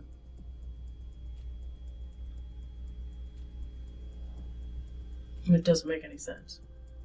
Your story doesn't make any sense. I don't know what you want me to say. I want you to tell me something else because it doesn't make any sense. That's the truth. I'm telling you what it is, what happened. Nobody around there heard any gunshots. I didn't hear it either. Which doesn't make any sense either. All I know is I seen gun and I ducked down and I closed my eyes and said, I love my kids. Which is 10:30 at night. Mm-hmm. There's no lights on that street. But you happen to see a dark hand with a dark gun come out the window. When I'm driving and then I see my wife sitting there and I just see something like that come out, that's why when they asked me was it a revolver or the automatic, whatever, I said, I don't know. I just seen something go like that. That's what I saw. And as soon as I saw it, I just ducked down and closed my eyes. Because if I was trying to kill you, and I'm coming towards you, right, I'd be shooting, I'd be unloading. I mean, what kind of criminal doesn't try to unload when they're doing a drive-by? I don't know. I mean, you would think that your front windshield would be hit, because I'm sure they weren't, skating by. That doesn't make any sense. Two vehicles coming this way, and your front windshield doesn't get hit, and the bullets barely pass through the vehicle. I don't know what to tell you. Tell me the truth of where this happened at. I'm telling you the truth. I showed them exactly where it was, and then they said, where exactly the shooting happened. I said, I don't know. Why didn't you haul ass out of there? If somebody just shot at me, I don't know. I wouldn't stop right there. Well, I didn't stop where the shooting happened. You turned right on the thing and then stopped right there. Yeah. I'd be hauling ass. Well, I don't know. I reacted the way I reacted. I don't wake up and plan on how I'm going to deal with getting robbed or getting shot at or somebody wanting to fight me. It's just... Well, I mean, I don't plan on, these scenarios. Well, maybe some scenarios do because I'm like that. But still, if somebody just shot at me and my window's busted out, I certainly wouldn't stop. What if they turn around? I don't know. That's why your story don't make any sense. Well, I apologize for it, but all I can tell you is what I can remember and how I felt, sort of.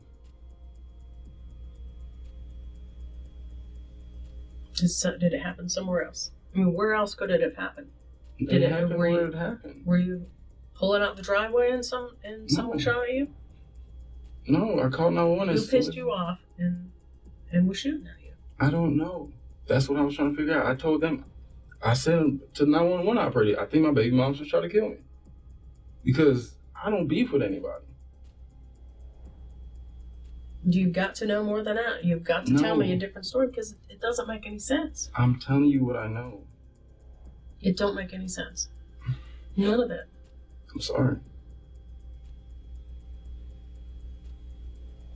You're saying somebody's shooting at you. They only put 2 bullets that can't even hardly go through the car. And you see this dark arm and a dark gun come out of the darkness. And it's dark because there's no lights around there. Your store doesn't hold water. Okay.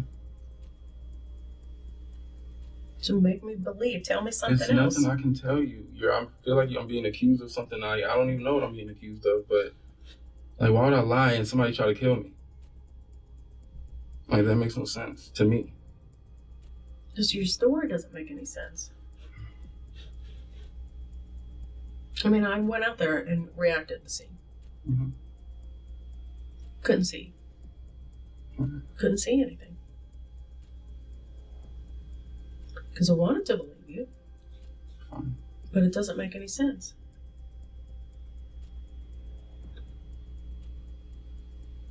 So who was shooting at you? I don't know. Did they get pissed off at you and shoot at you? No. I know, come on. She's not the nicest person in the world. She's nicer than most. She's not the nicest person. If I was thinking that you were screwing baby mama number 1, I'd be pissed off at you and want to shoot you. And how would she shoot at me? Because my car broke at the... I think my car was still broken at that time. So? Okay, and she doesn't have friends. Matter of fact, she talks to my friends more than she talks to anybody she knows other than co-workers. I don't even believe it happened where you saying that it happened. And there's nothing to talk about. She has her own boyfriend. Her boyfriend from 4 or 5 years ago. We've been together for 4 years. 5 years ago. You can't tell me that she doesn't have any friends. You can call Everybody her. has friends. You can call her. She just started talking to a girl that just came back into town from like 2 years ago. Everybody has friends. Mm. Did they get pissed off at you? And No. Matter of fact, she was... I don't know where she may have been home. Either at home or at work. That's the only thing she does. We don't have the money to go out and do stuff, so we're either at home or at work. what makes sense to me is you're taking her car to go see baby mama number 1. She's trying to stop you. I've taken her car plenty of times. Matter of fact, Danielle told me I need to start taking her car because her neighbor in front of her house knows what my car looks like and would always call Danielle's mom and say, he's back over there. And Danielle's mom would say, I want him out, blah, blah, blah. And Danielle kept telling me, you need to take your red truck, you need to take your red truck. And I said, fine. I don't believe that. Maybe some days, if she was in a good mood, she might be okay with it or let you take the truck over there. But there's no way that this girl believes. And believe me, she doesn't believe you all the time. Mm-hmm. That you're not screwing her. And you were. That she's not pissed off about it. But she would and you're leave. not arguing about it. We have a son together. She would leave before trying to jeopardize her family. People do crazy stuff all the time. Not her, not me, not us. Yeah, they do. People make mistakes. Okay. People make mistakes. Us, I don't know, arguing and I don't know. I mean, you can't tell me that you don't argue. Yeah, here and there. We haven't since Did it ever hit you? once. Tell me about it. For what? Just tell me about it. It's okay. We got into an argument and she was mad at me and we pushed each other, whatever. She's never sat there and tried to physically abuse me or nothing. Right. Was an argument over Danielle? Possibly. We've had arguments about Danielle. We've had possibly arguments about me and her, about me and money,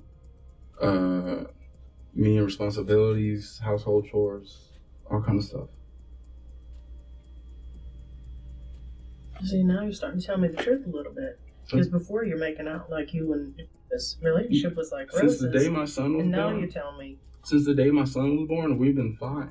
And I asked her, I said, did you ever hit him or did he ever hit you? And of course, she lied and said no. Where did this incident happen at? This is while she was going through her miscarriage when we was always arguing. Okay. Because I'm having a baby with Danielle and we're trying to get pregnant so we can be together and be happy. And she was going through a miscarriage, so she was unhappy a lot. Okay. Did she ever hit you any other time? No, we never had physical problems like that. Really? That's not what your mom says. My mom doesn't know about our relationship. Yeah. When Danielle's baby was born, you stayed out all night at the hospital, Mm-hmm. and then you came back, and then was so pissed that she slapped you. No, she didn't. That's what your mom says. She never touched me. Not at my parents' house, because number one, if me and argue at my parents' house, my dad tells us we need to go home. Why would your mom lie? I don't know. And you can accuse me of lying, but you're asking me to tell you the truth. I'm telling you. I don't know if this is your way of trying to find the missing link or something. This is what your mother told me. Because I spoke to your mom, I spoke to your dad, I spoke to your sister, Mm-hmm. spoke to Danielle. Mm-hmm. I'm telling you, this is what your mother said. I said, I asked your mother, I said, did you ever see any physical violence in between them? She said yes. When you stayed out all night at the hospital, personally, I was on your side that time. You're having your baby. Of course you're going to stay out. But she was pissed. Your mom was pissed. And then she heard a slap. She came in and asked if she hit you. You just said yes. Never hit me that. No. We have never raised hands at each other. We pushed each other before. But sitting there actually duking it out, no. Well, I'm not saying it was any more than that. It was just that she slapped you. No. So your mom is lying. I'm not accusing my mom. I don't know if you're lying. No, that's what your mother told me. I'm not lying to you. Well, I don't know that because I'm telling you I'm not lying to you, but you're saying I'm lying, so I don't know if you're lying. I'm saying that your mom was lying to me. Your mom lied to me. You could be lying on what she's lying about. I don't know. That doesn't make any sense. Neither there's a lot of other things that's being said. Because one thing my dad says, I don't want to know about your relationship. You treat her right. She obviously treats you right. They've always vouched for that. They've defended her more than they've defended me. Whenever we've had arguments, I don't care how right I believe I am. They've always defended me. So I'm not saying that they said anything bad about them. I just asked your mom. Your dad didn't say anything. He wasn't there. He didn't see it. My dad was there when we argued. That day when I came back. Well, according to your dad, he never saw it or heard it. He's the one who according told me. To your mom. When I was trying to leave the house and told me I just didn't feel like dealing with this, I'm trying to leave the house, my mom grabbed me. And my dad said, just let him go, and I left the house. My dad was there. According to your dad, he didn't hear it. They're not saying anything bad about it. No, I'm trying to tell the truth. They're not saying that they don't like her or they want you to break up with her or anything like that. They're just saying, well, your mom told me that story. Mm-hmm. So why did she lying to me when she said that y'all never had a physical altercation? Because I don't know. When I think physical altercation, I'm thinking abusive and. I don't think I'm pushing anything. Pushing, shoving, slapping. I wouldn't consider pushing abusive with us. I've never pushed anybody in anger. That's probably the only mistake I guess we make as far as, we shouldn't have done that or whatever. What I can say is since we knew the day that we knew that was going to be able to make it and be born, we hadn't argued since. Our only arguments were because she was upset with the fact that she was having a miscarriage. So everything pissed her off. Her seeing kids with their parents on the streets or going shopping, seeing kids with their parents. The fact that I'm still seeing Danielle and the baby, whatever. Yes, that stuff pissed her off because she was having a miscarriage. But as soon as we passed, the first miscarriage didn't last more than 8 weeks. As soon as we made it to like 10 or 12 weeks, we hadn't argued since. So you're saying that 10 to 12 weeks after the miscarriage, you've never had an argument with Davida? Nothing big, no. Nothing. I can pretty much say that, yes. That's not true because it was only a couple months or a month or so prior when she had to look up Danielle's address because you weren't answering the phone. And she had to do the drive-by to see if you were there, and you were there. And we didn't argue. Yeah, you did. She even told me. She said that she came home. I said, what'd you say to him when you came home? She said that she was pissed. And you said, I left my phone in the car. You tell me you didn't get into a big argument over that, because if somebody had said that, if my partner or boyfriend had said that to me, I'd be like, right, you left your phone in the car, the charger died, or okay, it and died. there's been plenty of times. That is bullshit. There's been plenty of times where you can ask her, where she would call me. I'll go to a friend's house, shoot some pool, leave to come back home, and she would call me all night because she wouldn't hear from me for 3 hours. And come to find out, I'll come back and let her know. Look, there's a girl and a baby, 3 o'clock in the morning on this street. I took her to, her house, whatever. Next thing you know, got into it with her baby daddy. I don't even know the girl. And dude pulled a gun out on me. As a matter of fact, you can probably go to Cobb County Police and see a report about that. And she says, Josh, you got to stop playing Captain Save-A-Hole. You can't save the world. You can't save the world. That's your problem. And there's times where I'll be at a gas station, the homeless man say, or somebody with car troubles or somebody, hey, do you have $5? I need gas. And I say, look, where do you need to go? And I'll go take them. And she'll call me up 3 o'clock in the morning, 2 o'clock in the afternoon, whenever, and she'll say, what are you doing? Look, I just met some dude at a laundromat. He's going through something. Just get him where he needs to go. I mean, that has nothing to do with... Look. And we wouldn't argue about that stuff. Okay. And that's fine. I'm sure you probably aren't like that. I'm not saying that you're a bad person. I don't believe it. I know. Okay, but listen to this.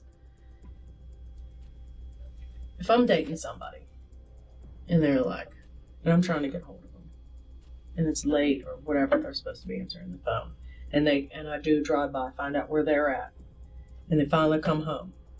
They're like, left my phone in the car. That is some bullshit. I mean, she knew where you were at. She knew what you were doing. We all know what you were doing. And that's one of the best, dumbest cop-out lines. I mean, if I was you, I'd say the same thing. But first flag came in, and you didn't talk. And my phone's in the car. And you can talk to the asker. There's been times where I would go over there and I would fall asleep with my daughter. The same way I spend time with my daughter, I spend with my son. I sit there 5-10 minutes, and the rest of the time I'm watching TV, making sure I can just see him. That's what I plan on doing today when I get home. I'm gonna watch my son for maybe 5 or 10 minutes. He'll be on the... I'm just saying that there's no way she didn't go off on you for saying something stupid like that. There's been times where she would call and blow my phone up, and I would be asleep, and I would wake up, and I would tell her, hey, I'm sorry, I fell asleep. She said, all right, what time are you coming home? I said, okay, I'll be home by 2. All right. Because she was pissed. She's blowing up your phone. She's pissed.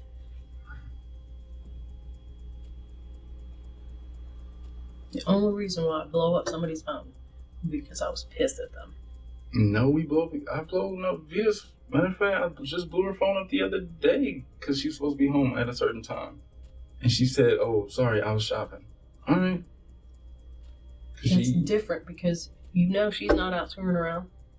I don't know that. Oh, really? So, do you think she's screwing around on you? No. You just said you don't know that. I mean, I don't feel like she is, but, she could be. Well, which one is it? Either you do or you don't. It's whatever. I'm not worrying about that right now. That's something that's not in my focus. We've had our mess ups in our relationship where she lied to me about something and found out differently, and then we broke up, and then now I had the baby, then we got back together. We've been through our things here and there. There's no way, I don't care what is going on in the world. Love is love. If I think that you're screwing around on me, I don't care what else is going on. I'm still going to be pissed about it. Still going to be wondering about it. I told her, you do what you want to do, fine. That just means I don't have to be here. I'm not going to argue about it. I've been through that before. I've had my heart broken before. Really? Somebody's going to cheat on you and you're not going to care about it? I'll just leave, yes.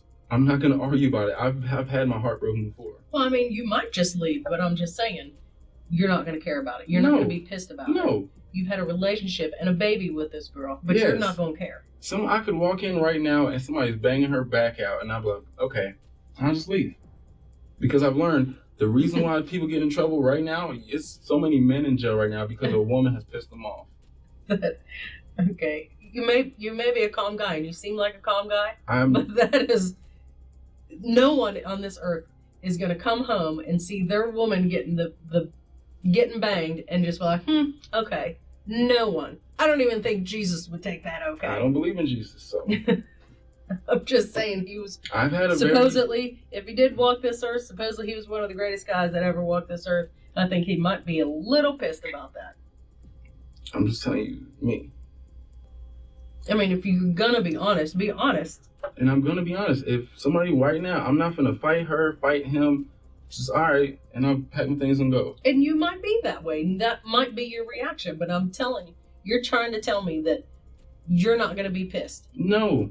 You're not gonna care one little bit. No. If she's, I mean, no. That is a straight up lie. No, it's not. I've learned that, okay, it's gonna happen. You can't control these things. I've been through a 4-year relationship prior to her where I was pissed because I found a text message. And my uncle had to sit there and tell me, you're gonna be a man now because every man has to get their heart broken once.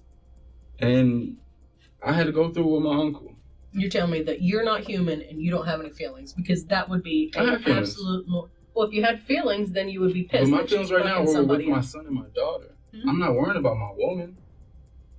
I can't just get another son and daughter. That person is who they are. But as far as a woman, I can go to Walmart and find another woman. Well, it sounds to me like you don't give a fuck about that. I love her. No, you don't. Because if you loved her, you'd be pissed that she's fucking somebody else. No. I would just know, okay. No. It's one or the other. You either love her. When we broke up and we still loved each other, we've never had a bad spat when we was broken up. And she was messing with somebody, and she still called me for money for her red truck, which we still have. And I gave her the money for it. I love her, but... And you might do that.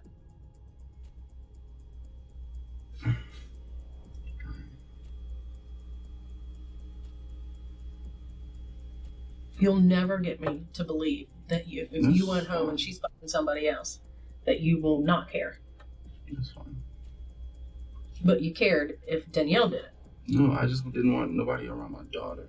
That's not what everybody else told me. I know. Because I just talked to her cousin, and her cousin said she said, Danielle told me you were trying to just protect somebody else from fucking her. I said, no, I don't want nobody around my daughter. And we talked about that situation. She was like, yeah, that makes a lot of sense. So I know. That does make sense to me, but it also makes sense to me that you wanted her, nobody else can have her. No. Because she would text me or be mad at me and say, I'll say, where are you at? Or whatever. And she'd be like, are you coming over? I'm like, no. She'd be like, oh, I'm finna go fuck so-and-so. I'm like, okay, where's this gonna happen at? Oh, don't worry about it. Your daughter ain't gonna be around. I say, okay. So is your mom watching? Yeah, so don't worry about it. All right, I'll talk to you tomorrow. So she never made you jealous? At the beginning, yes. So how is it that Danielle can make you jealous, but you don't give a fuck about Davida? Don't know. So you have a lot more passion for Danielle? Yeah. It's gotta be. Mm-hmm. Do you think that she was fucking somebody Sunday night? Who? Danielle. I don't know. Did you think that? I'm not saying if you knew it or not. Did you think that? When I text her Sunday, I think I worked. So yeah, when I text her, usually I know that she's doing something when I tell her initially I'm not coming over. If she doesn't like dispute it, I know she's got something going on. You know. So you thought that she was in somebody? I don't know. She could have been, or I know she probably was doing something. I don't know. What did you think she was doing? With her saying, okay, I'll see you tomorrow, and I haven't seen her for 2 days, I figured, okay, she's either about to get drunk, high, or she's going to be chill with somebody. And I let it be. But you didn't let it be. You know, yeah, I did. No. Until I called her later on. So you didn't let it be. You let it be for a little bit. I know, I let that situation be, but then when I woke up and decided, all right, my nap is good, I called her and said, hey, you want me to come through still? Or text her or whatever saying you still want me to come through. And that's when she didn't respond to me. So what makes you,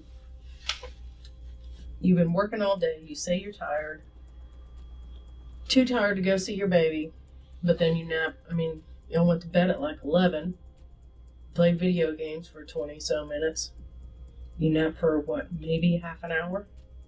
About an hour, almost. Ish. I don't know. And what time did you get up that morning? What morning? Sunday morning. What time did you have to be at work? 10, so I get up at like probably 9:30. Yeah. So, did you have to take anybody else to work that day? My sister, yes. What time did she have to be at work? No, I had to bring my sister home from work. What time did she get done? 6 or 7, depends on what she has to do. So you were up at 6 or 7 that morning. Yeah. Right. So you come home, get changed, go to work, No, I'll go back to sleep. go back to sleep for an Like 2 hour. hours. You don't go to work all day. You're so tired. You don't want to go sleep. You nap for 45 minutes at best. But then all of a sudden you get your enough energy to go see her. There's been plenty of times where I would call her at 1 in the morning and ask Vita if I can go over, and she said, okay, just be over there for about 2 hours. And I'll come back. After Vita calls me after like 2 hours, she'll say, hey, I'm about to go to sleep. I'm like, all right, I'm about to come home.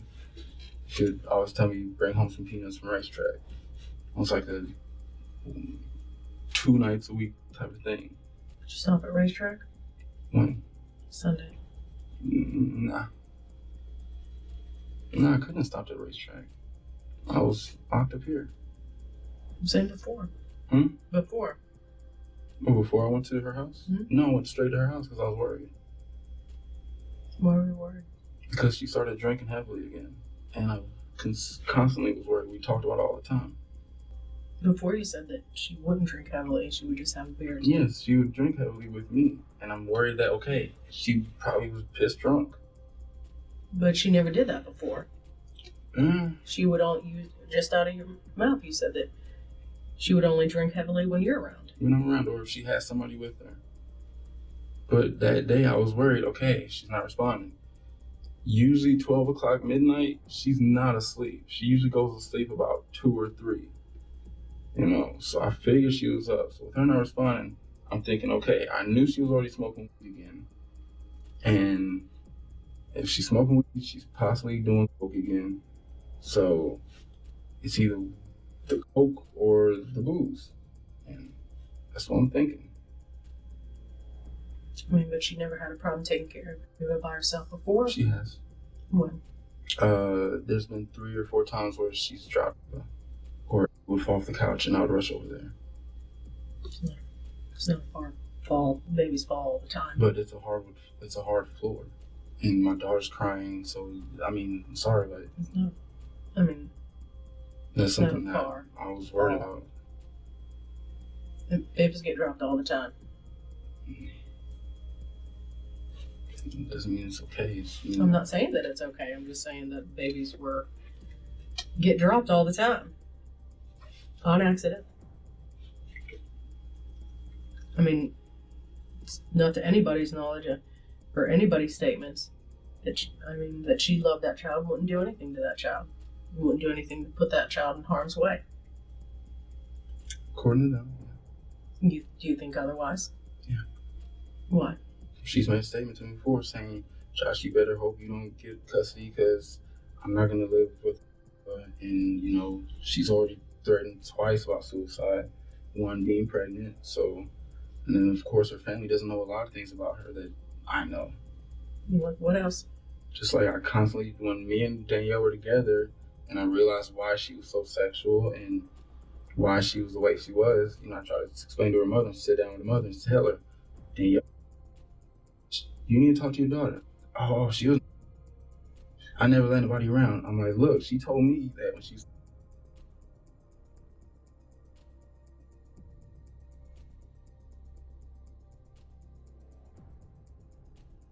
and I told her, you need to get her help.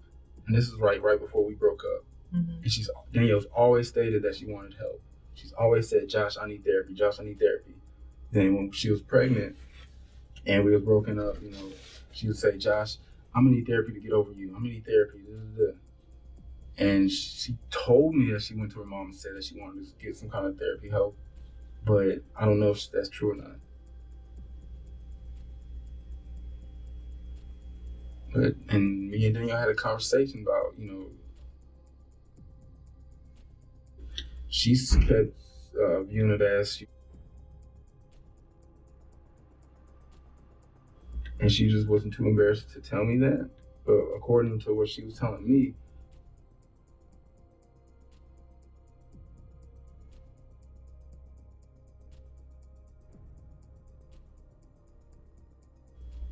and I told her mother that about 3 or 4 times.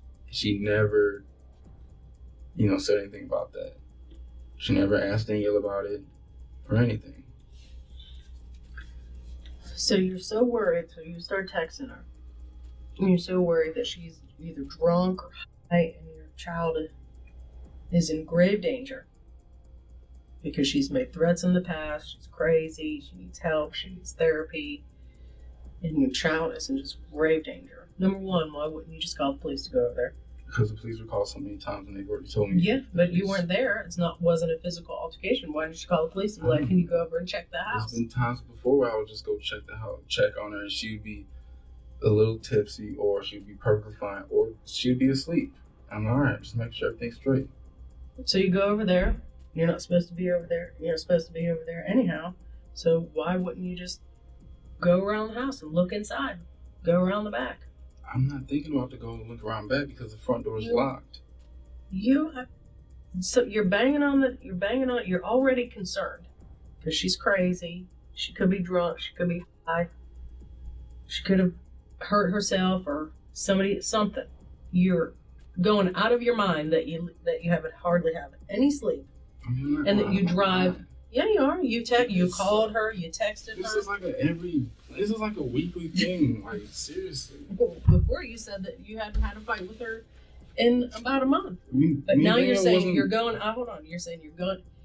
You're calling her. You're texting her. You're on your way over. Or somebody there. You're very, very worried. This is in your own words. And you get there. You're knocking on the side of the house. You get her attention. You hear your baby crying. You're already frantic. But all you do is just stand there. I called 911 and told them I was worried. There was only one other time where she left. But if you were worried to call police, even from your house, why wouldn't you think, well, let me just go in and check myself, because if I call the police, I'm going to get arrested. How am I going to get in if the door's locked? Go check. You're so worried you only look through one window? Yeah. I'm not thinking, okay, she's dead. I'm thinking, okay, what the hell's going on? Did she go down the street again and just leave it here thinking she's asleep? I'm not trying to cause a scene. I've caused a scene 3 other times, and cops keep telling me I'm going to get arrested. If you weren't trying to cause a scene, then you wouldn't have went over there. That's how we were. So causing a scene didn't enter your mind. As far as what? Your baby's crying. You can't get a hold of her. You think she's crazy. Could do anything. But you just look through one window and you spark up a cigarette. Okay, had I broke the window, went in there, and then I guess she been in the shower or in her mother's room asleep. I don't know. Okay. She would have been in the shower for as long as it took you to start when you started calling her or texting her. I don't know. You're leaving out stuff because none of your stories make sense. There's nothing I'm leaving out. I'm not leaving your anything actions out. Don't make sense. I'm sorry. I know I'm not like everybody else. I'm me.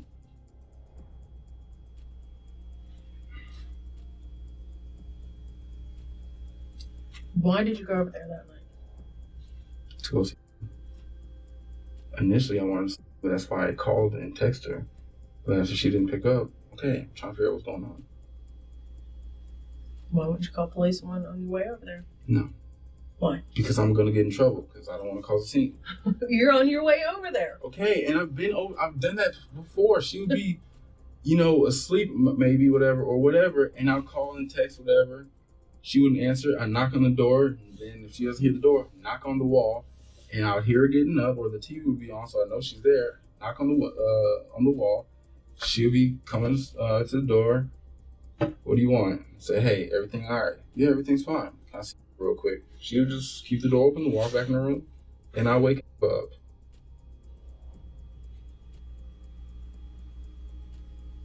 been like that plenty of times. She's so worried. It doesn't make any sense to me. You're so worried. She's so crazy. And you hear your baby crying. That all you do is spark up a cigarette and look through one window. I'm not thinking the worst. I'm thinking, okay. You are thinking the worst. You said that. Not in the fact of, okay, she got a bullet inside of her. But you're thinking the worst. I'm thinking, okay, she might be passed out from drinking. And when the cops come, I'm thinking, okay, damn, what the hell's going on? I'm still here. Okay, did she OD? She's anybody that I've ever talked to, the only thing they ever talk about was her getting high every once in a while. Mm-hmm. She never bought it. She never sold it. People would just come over and get her high. This was selling. How's she gonna get the money? She don't have a job. I don't know. I don't know how she got cigarettes half the time other than me. But I'll buy her some cigarettes here and there, and then all the alcohol. She had a lot of alcohol that in the past. Well, from that point, from like 2 months going back.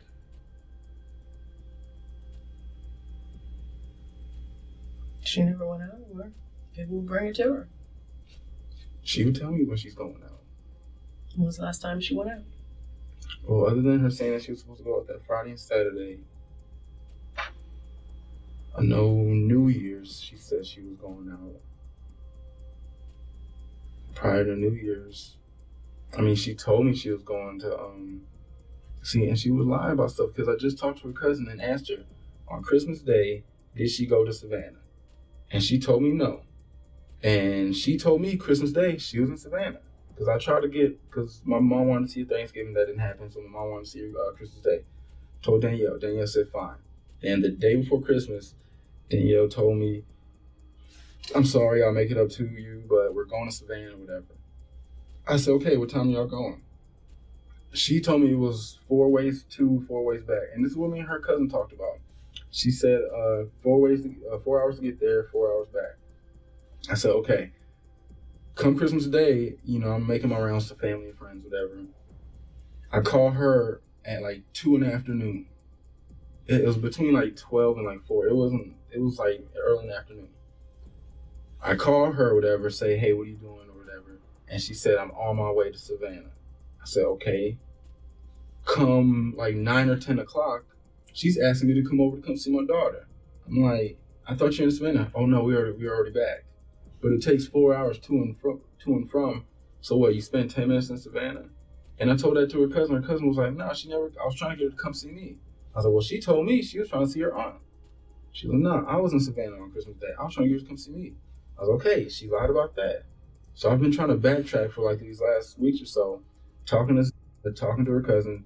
What has she been lying about? Who was she with? So now I'm thinking, okay, come Christmas Day, who was she with?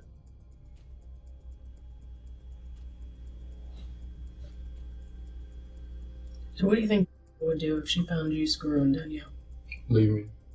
She'd be pissed. Yeah. She'd be hurt. Yeah. Right? Sure. The opposite of what you would be. Yeah. She'd be pissed, yeah. Why? If you said she's okay with you in the situation. Which situation?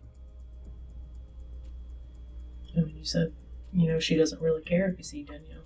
It wasn't me seeing Danielle, it was me. Well, you're obviously going to see Danielle. Yeah. She didn't like the fact that Danielle had to be around. Vita wanted to see her since she was born. And she always asked, is she feeling comfortable yet? Danielle always told me, look, there's going to be a time where me and Vita's going to have to sit down and be cordial, and I'm going to get over you, and we're going to have to actually respect each other and blah, blah, blah. Did Danielle hate her? She only didn't like her because I was with her. What'd she say about it? She would talk about her being tall and big, but other than that, she admitted like a little while back, I always called her ugly, but I know she's not ugly. She's beautiful, and she wanted to have a threesome with us at one point. Vita's not like that. Danielle wanted to have a threesome. With me. Me and the joke laughed about it. I told her, went home, told her, I said, she wants to know if she could watch us have sex and join in. And she was like, got it there. That would piss me off. So you didn't like Danielle? No. What about your sister? Sister definitely didn't care for her. When my phone would ring and if me and my sister are home, she'd always joke and say, who is that, the one you love or the one you hate? And that was a hard little joke. Would you say that you were close with your sister? Very close. Then why wouldn't you tell her about the shooting? I don't like to have stuff like that around her. I'd rather her see tunnel vision, not see what's going on. Stuff like that hurts her. Right, and after y'all spoke to her, she says she hates life and she wished she wasn't here. If you're so close with somebody, why wouldn't you tell her? Because you're not going to tell your kids certain things. She's not your kid. That's how I look at her, as I've raised my sister. Your parents are still married. You didn't raise your sister. My dad will let you know that everything my sister's learned and the way she is because of me, because I've been the one always there with her. And my dad will probably tell you, yeah, that's like a second father to her. Probably like a first father, when that's why she's living with me now. Probably because she doesn't want to live at home. That's part of it. But She can't support herself on her own. Well, she wants to be with her brother. And one thing my parents can tell you is that we've always been inseparable. But that doesn't mean I'm going to tell her everything that's going on. If I'm close with somebody, if I'm tight with somebody, then I tell them everything that's going on. No. So there's some things you're going to keep away from hurting that person or making the person feel a certain way. Now that she knows everything, she's not mad at me for it. She's like, I understand. I'm not saying that she would be mad at you for it. No, I'm just throwing it out there like she knows what our relationship is. A whole bunch of secrets. Yeah, she knows I'm not going to tell her certain things. A close person with a whole bunch of secrets. I'm sorry, but that's how our relationship is. I wouldn't call it close. I wouldn't classify it as close then. You're from the outside looking in. My parents will let you know. My uncle will let you know. Me and her are closer than anybody else in our family. Our family is very distant, very dysfunctional. Everybody's family is. I don't know one family that is functional. But as far as maybe Dr. Phil and his family, but they probably have some secrets too. But as far as who's close, everybody will let you know. My brothers aren't close. We aren't close with our older brothers. Everybody knows it's me and my little sister. That you don't tell anything to. I tell her a lot of things. Just I keep a lot of things from her too. Sure. Just like, certain things about my dad I keep from her. I didn't tell her about my brothers not being from my father for a long time. That doesn't mean we're not close. My mom just said, hey, I know you found out at an early age that your older two brothers are not your dad's. Let's not tell Tisha. And I didn't tell Tisha for a while. That doesn't mean that me and her aren't close. So what made you decide to tell her that Danielle was dead? When she asked me what's going on, as far as y'all talking to her, all that stuff, she asked, is everything okay? I said, sorta, I don't know. She said, are you in trouble? I said, I don't know. Why would she think you're in trouble? Why would she start? What made her ask? Because y'all came and talked to her. No, you told her before I talked to her. I didn't tell her. Yeah, you did. No, I didn't. Vita probably told her. No, she... Okay. But I'm going to let you think about that. Because your sister told me that you told her that afternoon, that morning. The day that I spoke to your sister, you told her. Because when I came home the day I was here, and I came in a little white jumpsuit, she said, where are you coming from? I said, don't ask. She said, all right. And I didn't tell her anything. The day that I spoke to her, I know, that was days later. The day that I spoke to her, you told her. I don't recall that. I don't know. Well, think about it. I'm trying. I don't know. It's not popping in my head. You had to use her phone. Mm-hmm. She asked me about where my phone. I said, please have it. She says she doesn't ask specifically what's going on. She says, "Is everything okay?" I tell her yes, everything's fine, or I don't know. She said, "Are you in trouble?" I tell her yes or no, or I don't know. That's all our conversations. Just like when I go to her and I need money for a bill or something, she's, "Everything okay?" Like, yeah, everything's fine.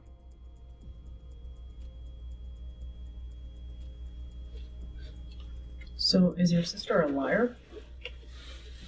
Not by choice, she doesn't intentionally lie. She's not gonna. According to you, she lies a lot. She Because doesn't what know. she's saying to me and what you're saying to me now, she's a liar.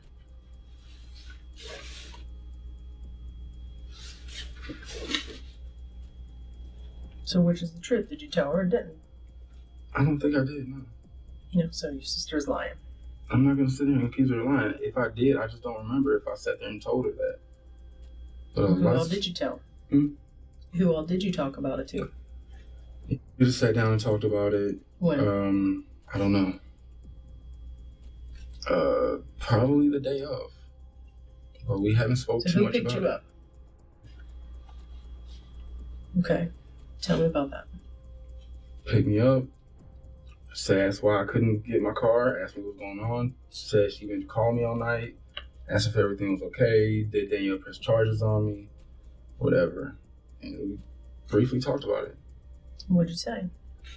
Told her what happened. And what'd you say? Told her I don't know what's going on with Danielle, but Teddy said that she's dead. I don't know if she's overdosed or something happened. I don't know if it's involved with what's happened with us before. We didn't really talk about too much that day. It's just, okay, come home. Are you going to work today? And the more I found out, especially on Tuesday when somebody called me and said, what happened, I called me and told what happened. What do you mean somebody called you on Tuesday? I was off that Monday. That Tuesday morning, I'm at work and somebody called me saying, "Hey, I'm sorry to hear about what happened to Danielle. It's really fucked up that, she got shot in the face and everybody at her job thinks you did it and blah, blah, blah." I'm like, "Who is this?" Just a friend of Danielle's, whatever. What'd they say? And I told them, I was like, "I don't even know how she died. Only thing they told me was that she was dead. I'm thinking she overdosed." And it's like, they said that her face was shot, whatever. So, all right. So, I think I talked to you that day and asked you if she was killed, and you said yes. And then I talked to her cousin, if not the next day, the day after that. And then we started talking about all that stuff, and that's when she told me she has to be cremated, and they had to identify her by her tattoo and all this other stuff. And that's when me and her cousin started talking about the situation. So who called you and told you that she was shot? Somebody at her job. Who? Somebody at her job. I don't know half the. I've known by face, but I don't know anybody's name. Just another lady just came up to the store 2 days ago. That Tuesday, who called you up? I don't remember the dude's name. I thought they got your phone number. I don't know. Why would they call you? I don't know. That doesn't make any sense. I don't either. It's just What's the phone number? Y'all could probably look through my sister's phone and find the number. You have your sister's phone? On me, sure. Well, let's look through it. Find out who called you. How long is it gonna take? Don't you have the phone on you? Yeah, but it doesn't keep records for a certain amount of time, because I just had to ask her how long does records go back, because every time I call courts or this precinct, I don't save any of the numbers. I just know the numbers by numbers. And she said, yeah, it automatically goes off after a certain time. I think it's pretty important. You tell me who called you and told you that she got shot. I don't know. You just asked. You're like, who is this? And he said a friend of Danielle's. I don't know. You're going to have to find out. I don't know. I have no problem giving information that. How do you know that it was from the Goodwill then? Because he said we work with it. Everybody, because he said everybody at the job thinks you did it. And I made sure I went to the job and they could see my face. Because when I went on Facebook whatever, and looked at it and looked at her page and everything, I saw everybody was saying, her baby daddy did it, shot her. And they said that I got stabbed. Another person said I'm in jail waiting on trial and all sort of stuff. And just that whole thing.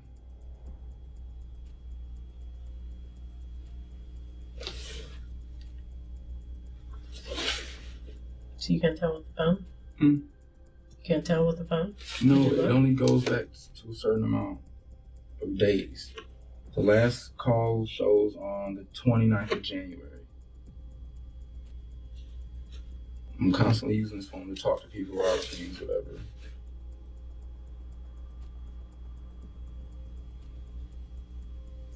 So you tell me when Dad picks you up and you're wearing your jumpsuit, you didn't tell her anything other than a couple lines. Yeah. She asked where my clothes was. Told her y'all had to warn for my clothes. That's what I was gonna do today. Told her to go home and sleep, whatever. She said she'll talk to me about everything when she gets back from work because she had to go to work. But she was supposed to be at work at that time. You didn't tell her that Danielle was dead at that time? I don't know. I may have. I'm not sure. And tell me what you remember. Because if I was and I came to the police department, Well, she knows. And you're not even in your clothes, I'd be like, what the fuck is going on? That's how we are. She knows I can have an arm missing. If I tell her not to ask about it, she knows not to ask about it. Well, you didn't tell her that because you did start talking to her about it. If I don't want to tell her something, she knows, don't question me. That's one thing we used to argue about for the longest. I'm tired of you not telling me things. I want to know things. Sounds like she doesn't like you too much. We have our issues with each other. Sure. She has So a lot of did you shoot at things. her or she shoot at you in the car? Who? You and Dana. Which one was it? Which one was what? Getting shot at in the car. We are not shooting at each other. We're together right now. Oh. Sounds like a pretty shitty relationship. We're not the best. You're accusing us of shooting each other. I'm just saying it right now. I'm just saying that you don't tell her anything. You're fucking somebody else. You don't give a fuck if she's fucking somebody else. And I'm going to shoot her because of it. Or is she going to shoot me because of it?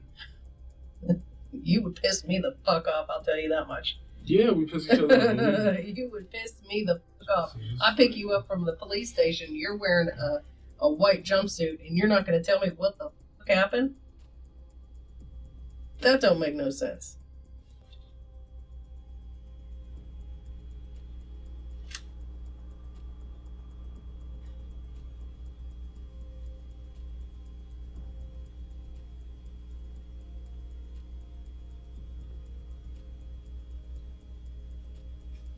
So what happened with the car?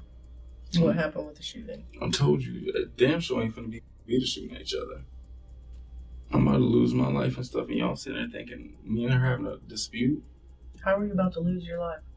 Somebody tried to kill me because of something bullshit that Danielle probably did. It don't make no sense that, you said that Danielle probably pissed somebody off and they wanted to kill you. I don't know. Maybe she decided she was going to be with somebody, and obviously everybody she was involved with knew, I'm going to be there if you're there. Everybody knows that. So maybe I don't know. It's either him, he needs to be out of the picture probably. I don't know. Okay. Let's take that theory and let's run with it, okay? Fine. Let's say she's screwing somebody else. And they want you out of the picture. Because they fucking hate you. Because you're, just in their eyes, you're controlling son of a bitch who only wants to fuck her every once in a while and take custody of the baby, and they don't want that to happen. They want to be baby daddy. They want you out of the picture. Nobody. Right? Let's just say that. Let's just run with this theory. Okay.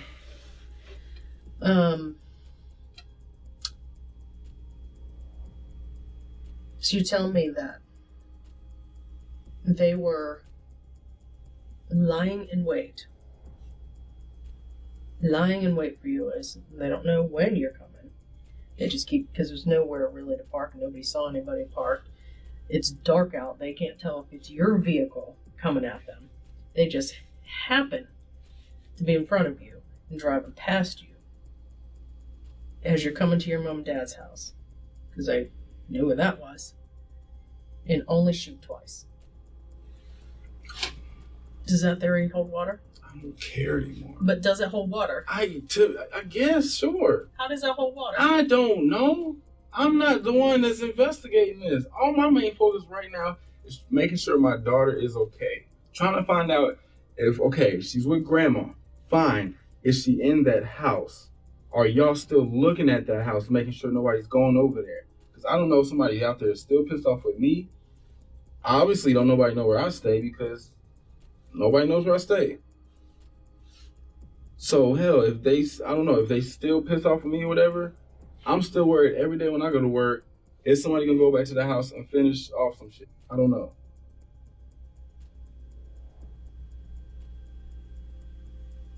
Does that theory make any sense to you? It doesn't hold water. Tell me how it holds water. I don't know, and I don't care anymore. But you should care because your life is on the line. How? Because if you're saying these people want to kill you, then everybody knows where I work. Then why wouldn't they come to your work? Why would they drive by? I don't know. I mean, you brought up a good point. Why wouldn't they just come to your work and walk up at you in the parking lot and chop one off in your head? I don't know. Number one, if I'm going to do anything, I'm not going to go to nobody's job because I know everybody's job has a camera. No, they don't. Not Goodwill. They don't have cameras outside. Yes, we do. We had two. One was broke. We have three outside. Bro. One was broken. One's broken, but we have two other cameras outside pointing to the parking lot. The one that with you and where she said that Danielle said that she tried to run her over. There was no video footage of that. These people don't care. All they got to do, you know how many times people kill each other or rob each other? All they got to do is put their hood up. And nobody's going to know. I mean, you brought up an excellent point. Why wouldn't they just come to your work? Because Danielle knew where you worked at. Yeah. I mean, that's a really good point. I never even thought about that. I'm still waiting for the day that somebody says Josh to the donor door, and I go to the donor door and somebody pulls out something and pops me. I'm waiting on that because I feel it. And every time they say Josh to the front, Josh to the donor door, I say red line. I'm saying, who is it? Oh, who is it? Oh, it's a customer asking a question about this. Well, what do they care now? What do they care to kill you for now? I'm not. Hopefully they're not. Dead. And that's what I'm assuming. I don't know. Maybe it's done. But I'm still worried about my daughter. I don't know. If it's somebody, because she's had two that I know of, 2-year relationship minimums. So, I don't know. And dudes do some crazy stuff. I see it all the time. I hear about it. What do you mean? I mean, love makes you do crazy things. Sure, I hear about that. It does, doesn't it? Yeah. Right. People don't need a motive of money or anything else. Love makes you do crazy things.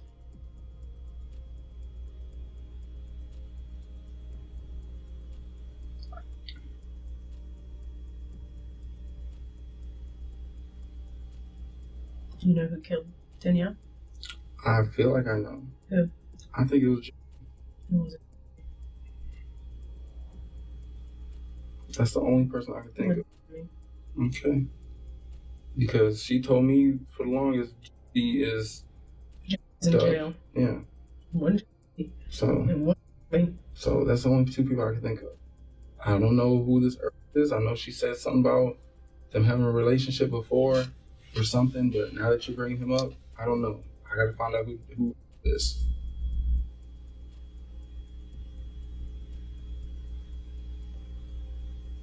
So, I mean, you brought up a real good point. Maybe your vehicle was in the parking lot and they shot the vehicle in your parking lot. When? Because your store doesn't hold water. Why wouldn't they just go to your job? Alright, then fine.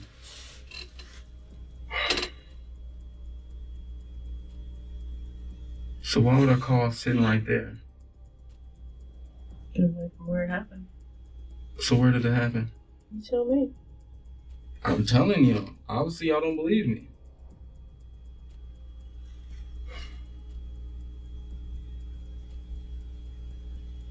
I mean, if it doesn't make sense. The story doesn't make sense. Does it make sense to you? It happened to me. I mean, If somebody told you that story, would it make sense? I guess. I don't know. I don't think that you do. I mean, because thinking about how dudes are, and I know, I had friends who were controlling. My best friend is controlling of his girlfriend. And, hell, it's either him or me. You know, if you want to be with me, you got to get rid of him. Sure.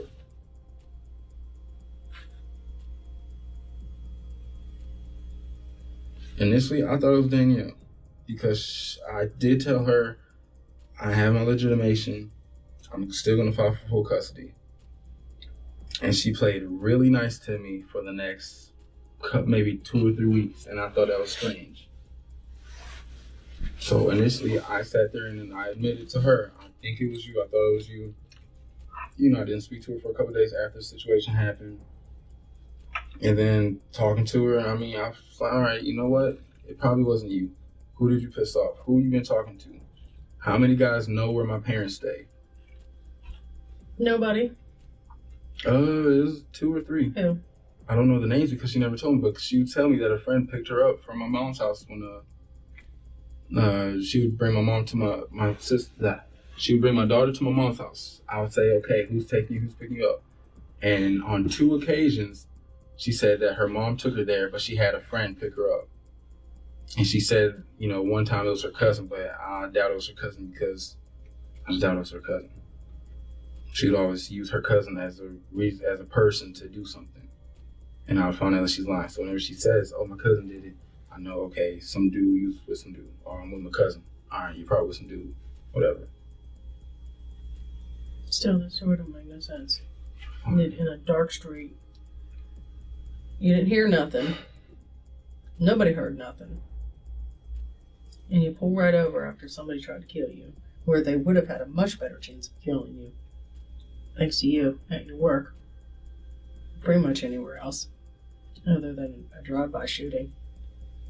In 2 vehicles where the bullets didn't even pass through. Hardly anything. Right. If somebody told you that story, would it make sense to you? I don't even care anymore because I'm being accused of something now.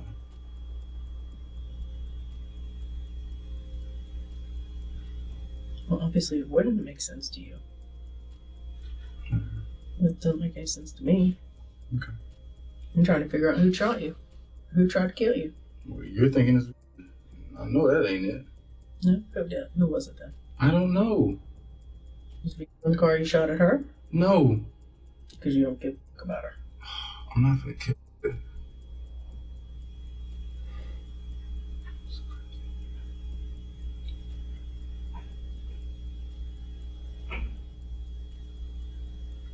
Who are you trying to protect? I'm not trying. Why would I be trying to protect someone? I don't know. Tell me. Y'all tell me. I'm telling y'all what happened the day of now, and you're telling me I'm trying to protect. Why would I try to protect somebody that's trying to kill me? People do stranger things. There's just recently had another guy got shot at, and he's trying to protect the people that shot at him too. Well, maybe if that person's body came up and it made sense for him to be trying to shoot at me, then fine. The reason why I'm trying to protect somebody is because I took him out, sure. But no, I'm not trying to protect nobody. Now, if the person came up to me right now and said, yeah, man, I tried to shoot at you, I'm going to be pissed, honestly, yes. If we were on the street and he said, or I found out that dude right there that's drinking that beer, he gonna shot at you, I'm gonna fuck him up. Yes. But I'm not finna protect him just so I can wait to meet the person. No. Because I have 2 kids that I have to worry about. Number one, that's with all my motives. It's like the reason why I didn't quit my job yesterday is because I got 2 kids at the house. Why, you feel like you gotta quit your job? I hate my job. My bosses know I hate my job. That's why I turned down a supervising position.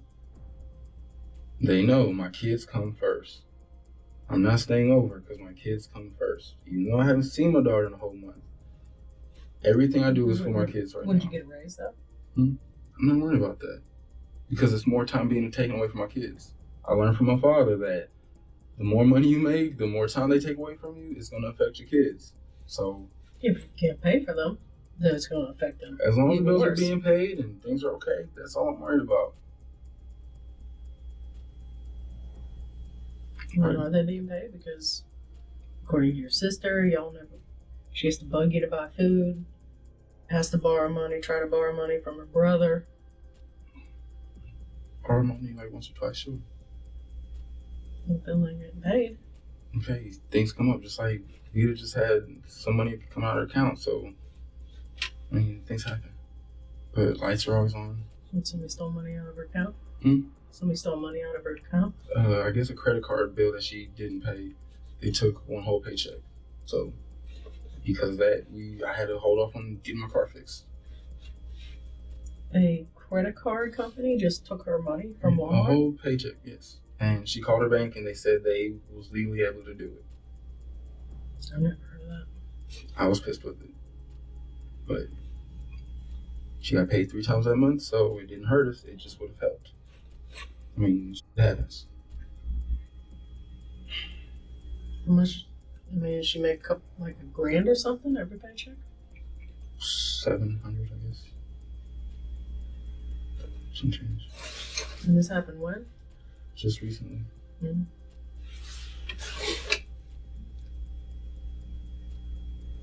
You didn't have any, you have any tattoos? No. Yeah. When did she get that? When she was in college. You ever talk about getting any other tattoos? Ever talk about it? Getting any other tattoos? Who? You were. I want to get some tattoos, sure. Why do you ask? I'm just asking.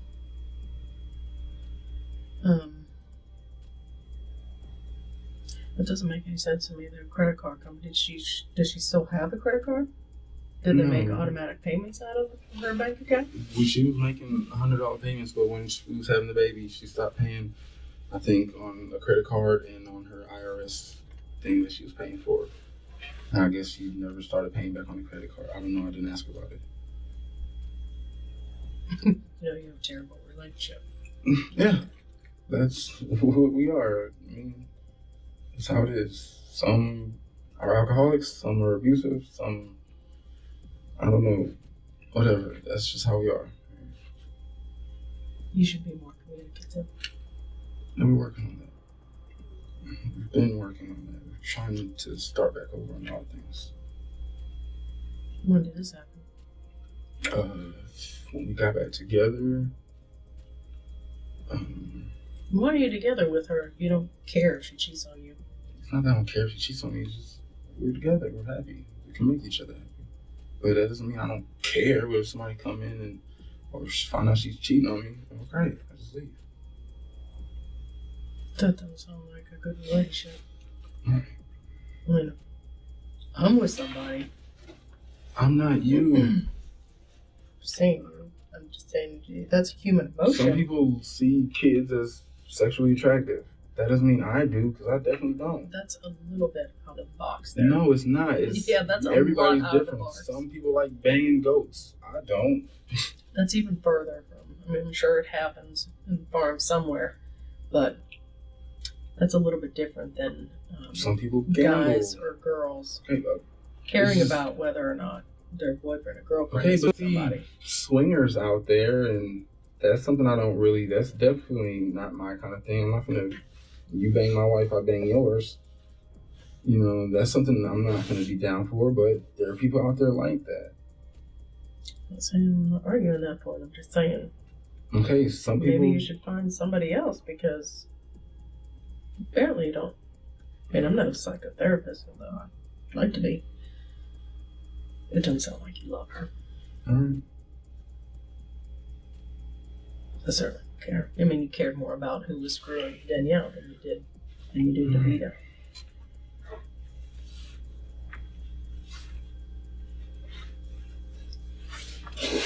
So let me ask you again. Did you go over there and did you kill Danielle? No. Honestly, people would ask me, are you happy that she's dead? And I'm not. This is not the way I want to get my daughter.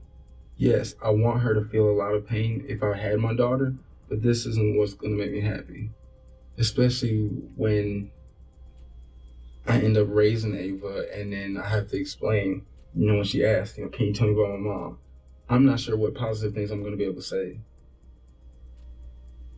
Only thing I have physically are recordings of the negative things, and I gotta explain about her mom. So the only thing I can say is we love comedy. She liked to laugh, blah blah blah. So you hated her? I don't know. She pissed me off, yes, a lot. But my goal is to get my daughter and fine. Everything that you do to me, everything that you've done to me, I'm going to give you some of that back to show you how it feels. I mean, you have the motive. I understand that. Right. You understand that you wanted that kid. Sure. You don't like her. Sure. You have a violent past with her. I guess. Yes, I mean, you did. You told me about it. Did you kill her? No. I'm telling you I didn't. You know who killed her. I feel like Jim had something to do with it. Jim didn't have anything to do with it. All right, then I don't know. Back for me is back to square one. Who is it? For you to kill her? Hell no. That, if y'all show me some video of it happening, I would be fucking shocked. Yes, they ain't like each other, but number one, me and was at the house together, so physically I don't see how that happened. But if this happened and I don't know, if she told me she was going to Hogansville, where she's from, and y'all were to call me and say, just to let you know, you need to come pick up your son because your girlfriend went to your baby mom's house and killed her. You got her locked up. I'm not sure how that would happen. I would really say, what the fuck is going on with you? Because we've been straight as far as our issues like that. Like, And then she's been there for me as far as trying to get. Every time I've needed her to look up something as far as a law or a court date, something, whatever, she's been encouraging me to get my daughter. So for her to just go off and say fuck it and jeopardize everything we have as far as our family, me trying to get Ava, nah, I'm not even thinking that. Friends of mine, I mean, most of them don't even talk to Danielle to most of my friends. I mean, I only have like 3 or 4 friends anyways.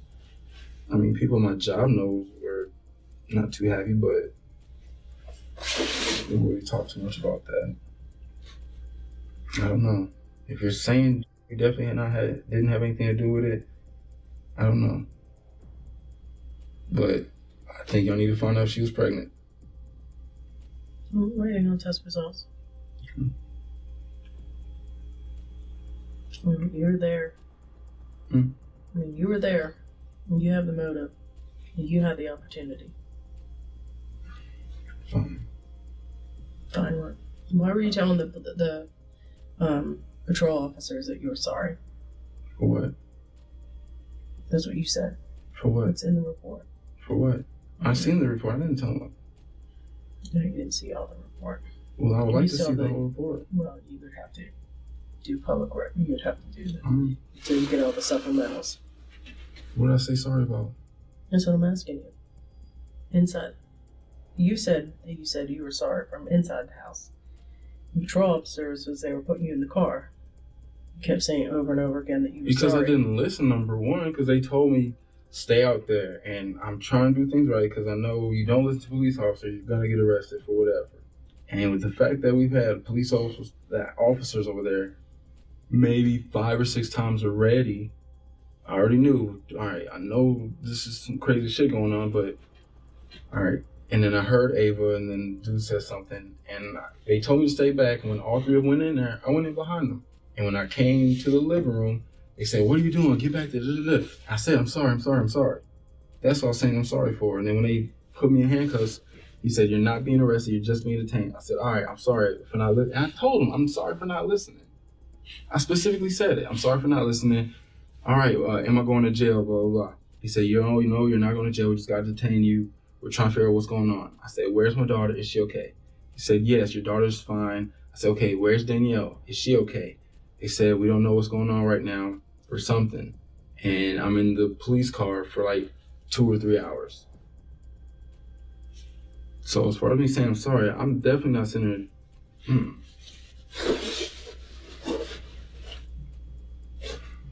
All right. All right, what? I mean, I'm about to get accused for this, and I gotta know what I gotta do now.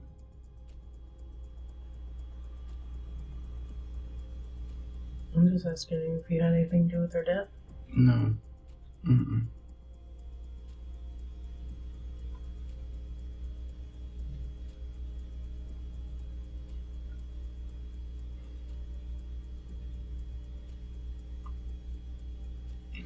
I try to stay focused on my daughter and get my daughter here and there. When I'm in the shower or something, I think about Danielle. You know, I still worry about, you know, what happened. You know, I asked the detectives when y'all were taking my clothes, you know, okay, y'all taking my clothes, take pictures. Was she beat? What happened? And y'all didn't say anything. So I'm still trying to figure out, okay, was it fast? Was it slow? Did she get beat up? Was she still, like, did anybody touch my daughter? You know, was my daughter hit, whatever, or slapped or anything, just out of anger or whatever? You know, I think about, you know, certain things as far as Danielle is, you know, taking her to the movies, things like that, and, you know, when we were okay, and just sitting there, you know, watching TV, whatever, reality shows and crap like that. And I mean, I can't really say I miss her 100%, but it's like, damn, you know, this is like a daily thing, and I don't know, just hearing her and stuff like that. I mean, I think about that stuff from time to time.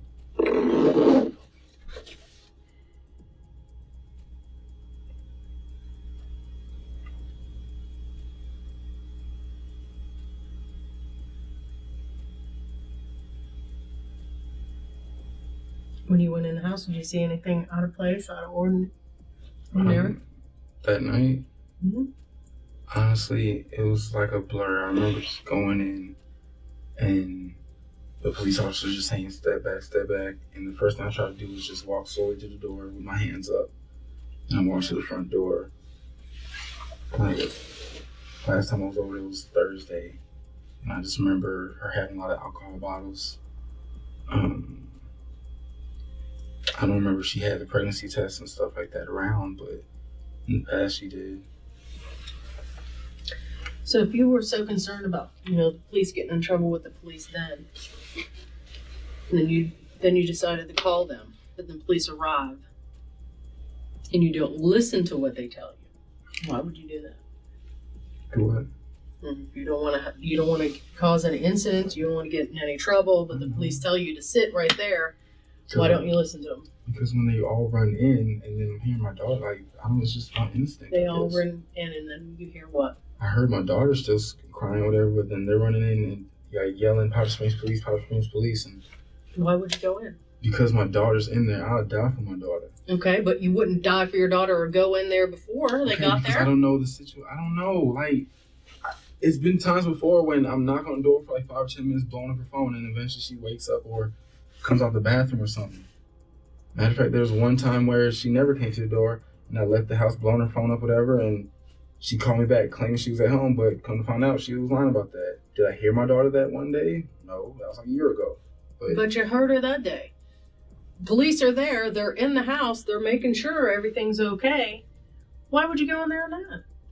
I don't know. But you're just like, I gotta go in there, the police are here, I gotta go in there. It's so important that I get in there, and the police are already in there checking everything out, but you didn't go in before.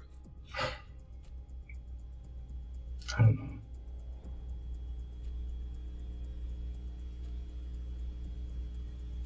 I don't know. Like, what do you want to say? Why don't you tell me what happened? Did you go over there and she done pissed you off for the last time? No. I did not hurt that girl. I'm telling you. Is there anything else? Because I'm ready to go.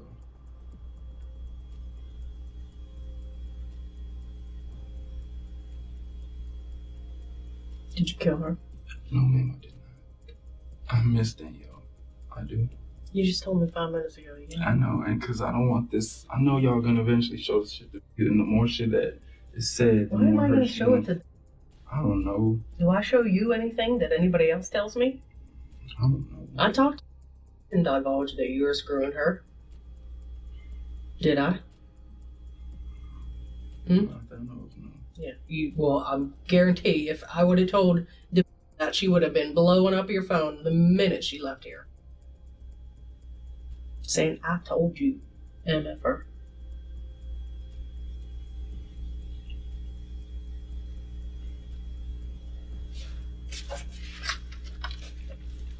Who's Huh? Who's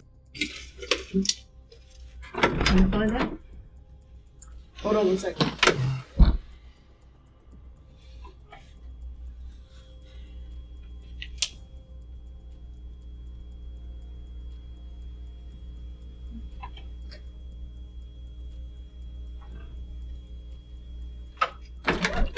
Okay. Don't think that you're the only person going through this, okay? Where's what? As far as me talking to them.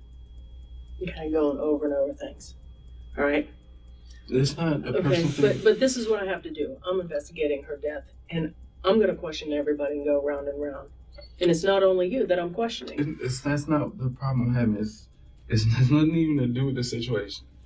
I used to lie a lot as a kid, Everybody lies. but I did a lot of it about everything, and my parents never believed me to this day. That's why my mom, when she questions me about anything, she be like, "Are you sure?" And I'm like, "Yes." I've been trying to, or I can't even say been trying, because I'm 24 years old now. Since like high school, I've been telling the truth about everything all the time, trying to keep that way. I understand with Vita, that's, I've been doing a lot of lying, but as far as like to my parents, to law enforcement, I've been trying to stay truthful about everything, no matter even how it makes me look. And to just, still be not really believed or whatever, like that's bothering me still, and that's bringing me back to, Okay. that's all that is. Well, here's what we'll do. Yes, All ma'am. right? Because I want to believe you, okay? So I want you to prove me wrong. Take a lie detector test. What does that involve? That involves another person, not me, coming in here, strap you off on the machine, and talking to you. How does it work?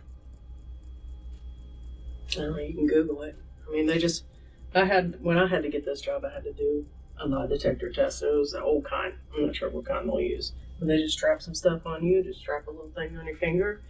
They talk to you about the events, and then they'll turn the machine on. It's just like questions, or It's just telling you, questions. when does it have to happen? Whenever you're ready. Prove me wrong. I mean, prove me wrong. You want to do that? Right now, I really feel like I don't know how far y'all gotten, but I'm probably gonna have to go talk to another lawyer about this situation. You can go talk to a lawyer. I'm just saying. I mean, if that's You're what I not the have to- only person that I'm talking to. if- I'm going to, solve who did this case. And for you to Get my name away. get your name away from it, best thing for you to do, strap it on. All right, I'm gonna talk to a lawyer about the situation because again, I don't know what's gonna happen, and I'll probably look into doing that as soon as possible. Okay. All I'm right. gonna print off. We're gonna leave here. I'm gonna print off a little sheet. You can sign it, and then we'll set it up. And then you can prove me is there wrong. any way I can get my cell phone back soon? I'll talk to Lieutenant about that, but we'll just look into it. You ready? Come on.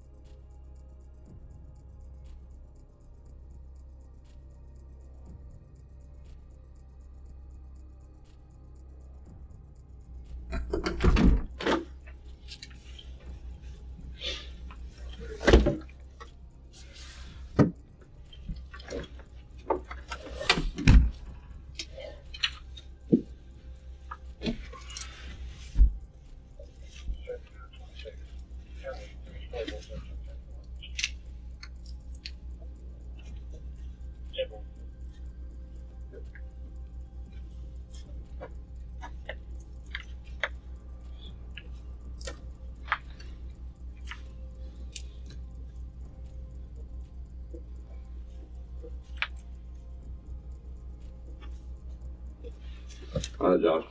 We've been informed Lieutenant Cadwell, Powder Springs Police, is investigating Nick O'Connor from the DA's office. All right.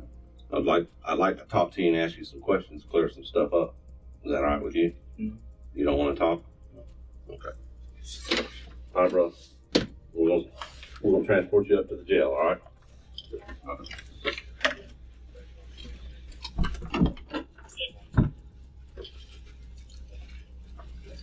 All right, next stand up, man. What's wrong with that?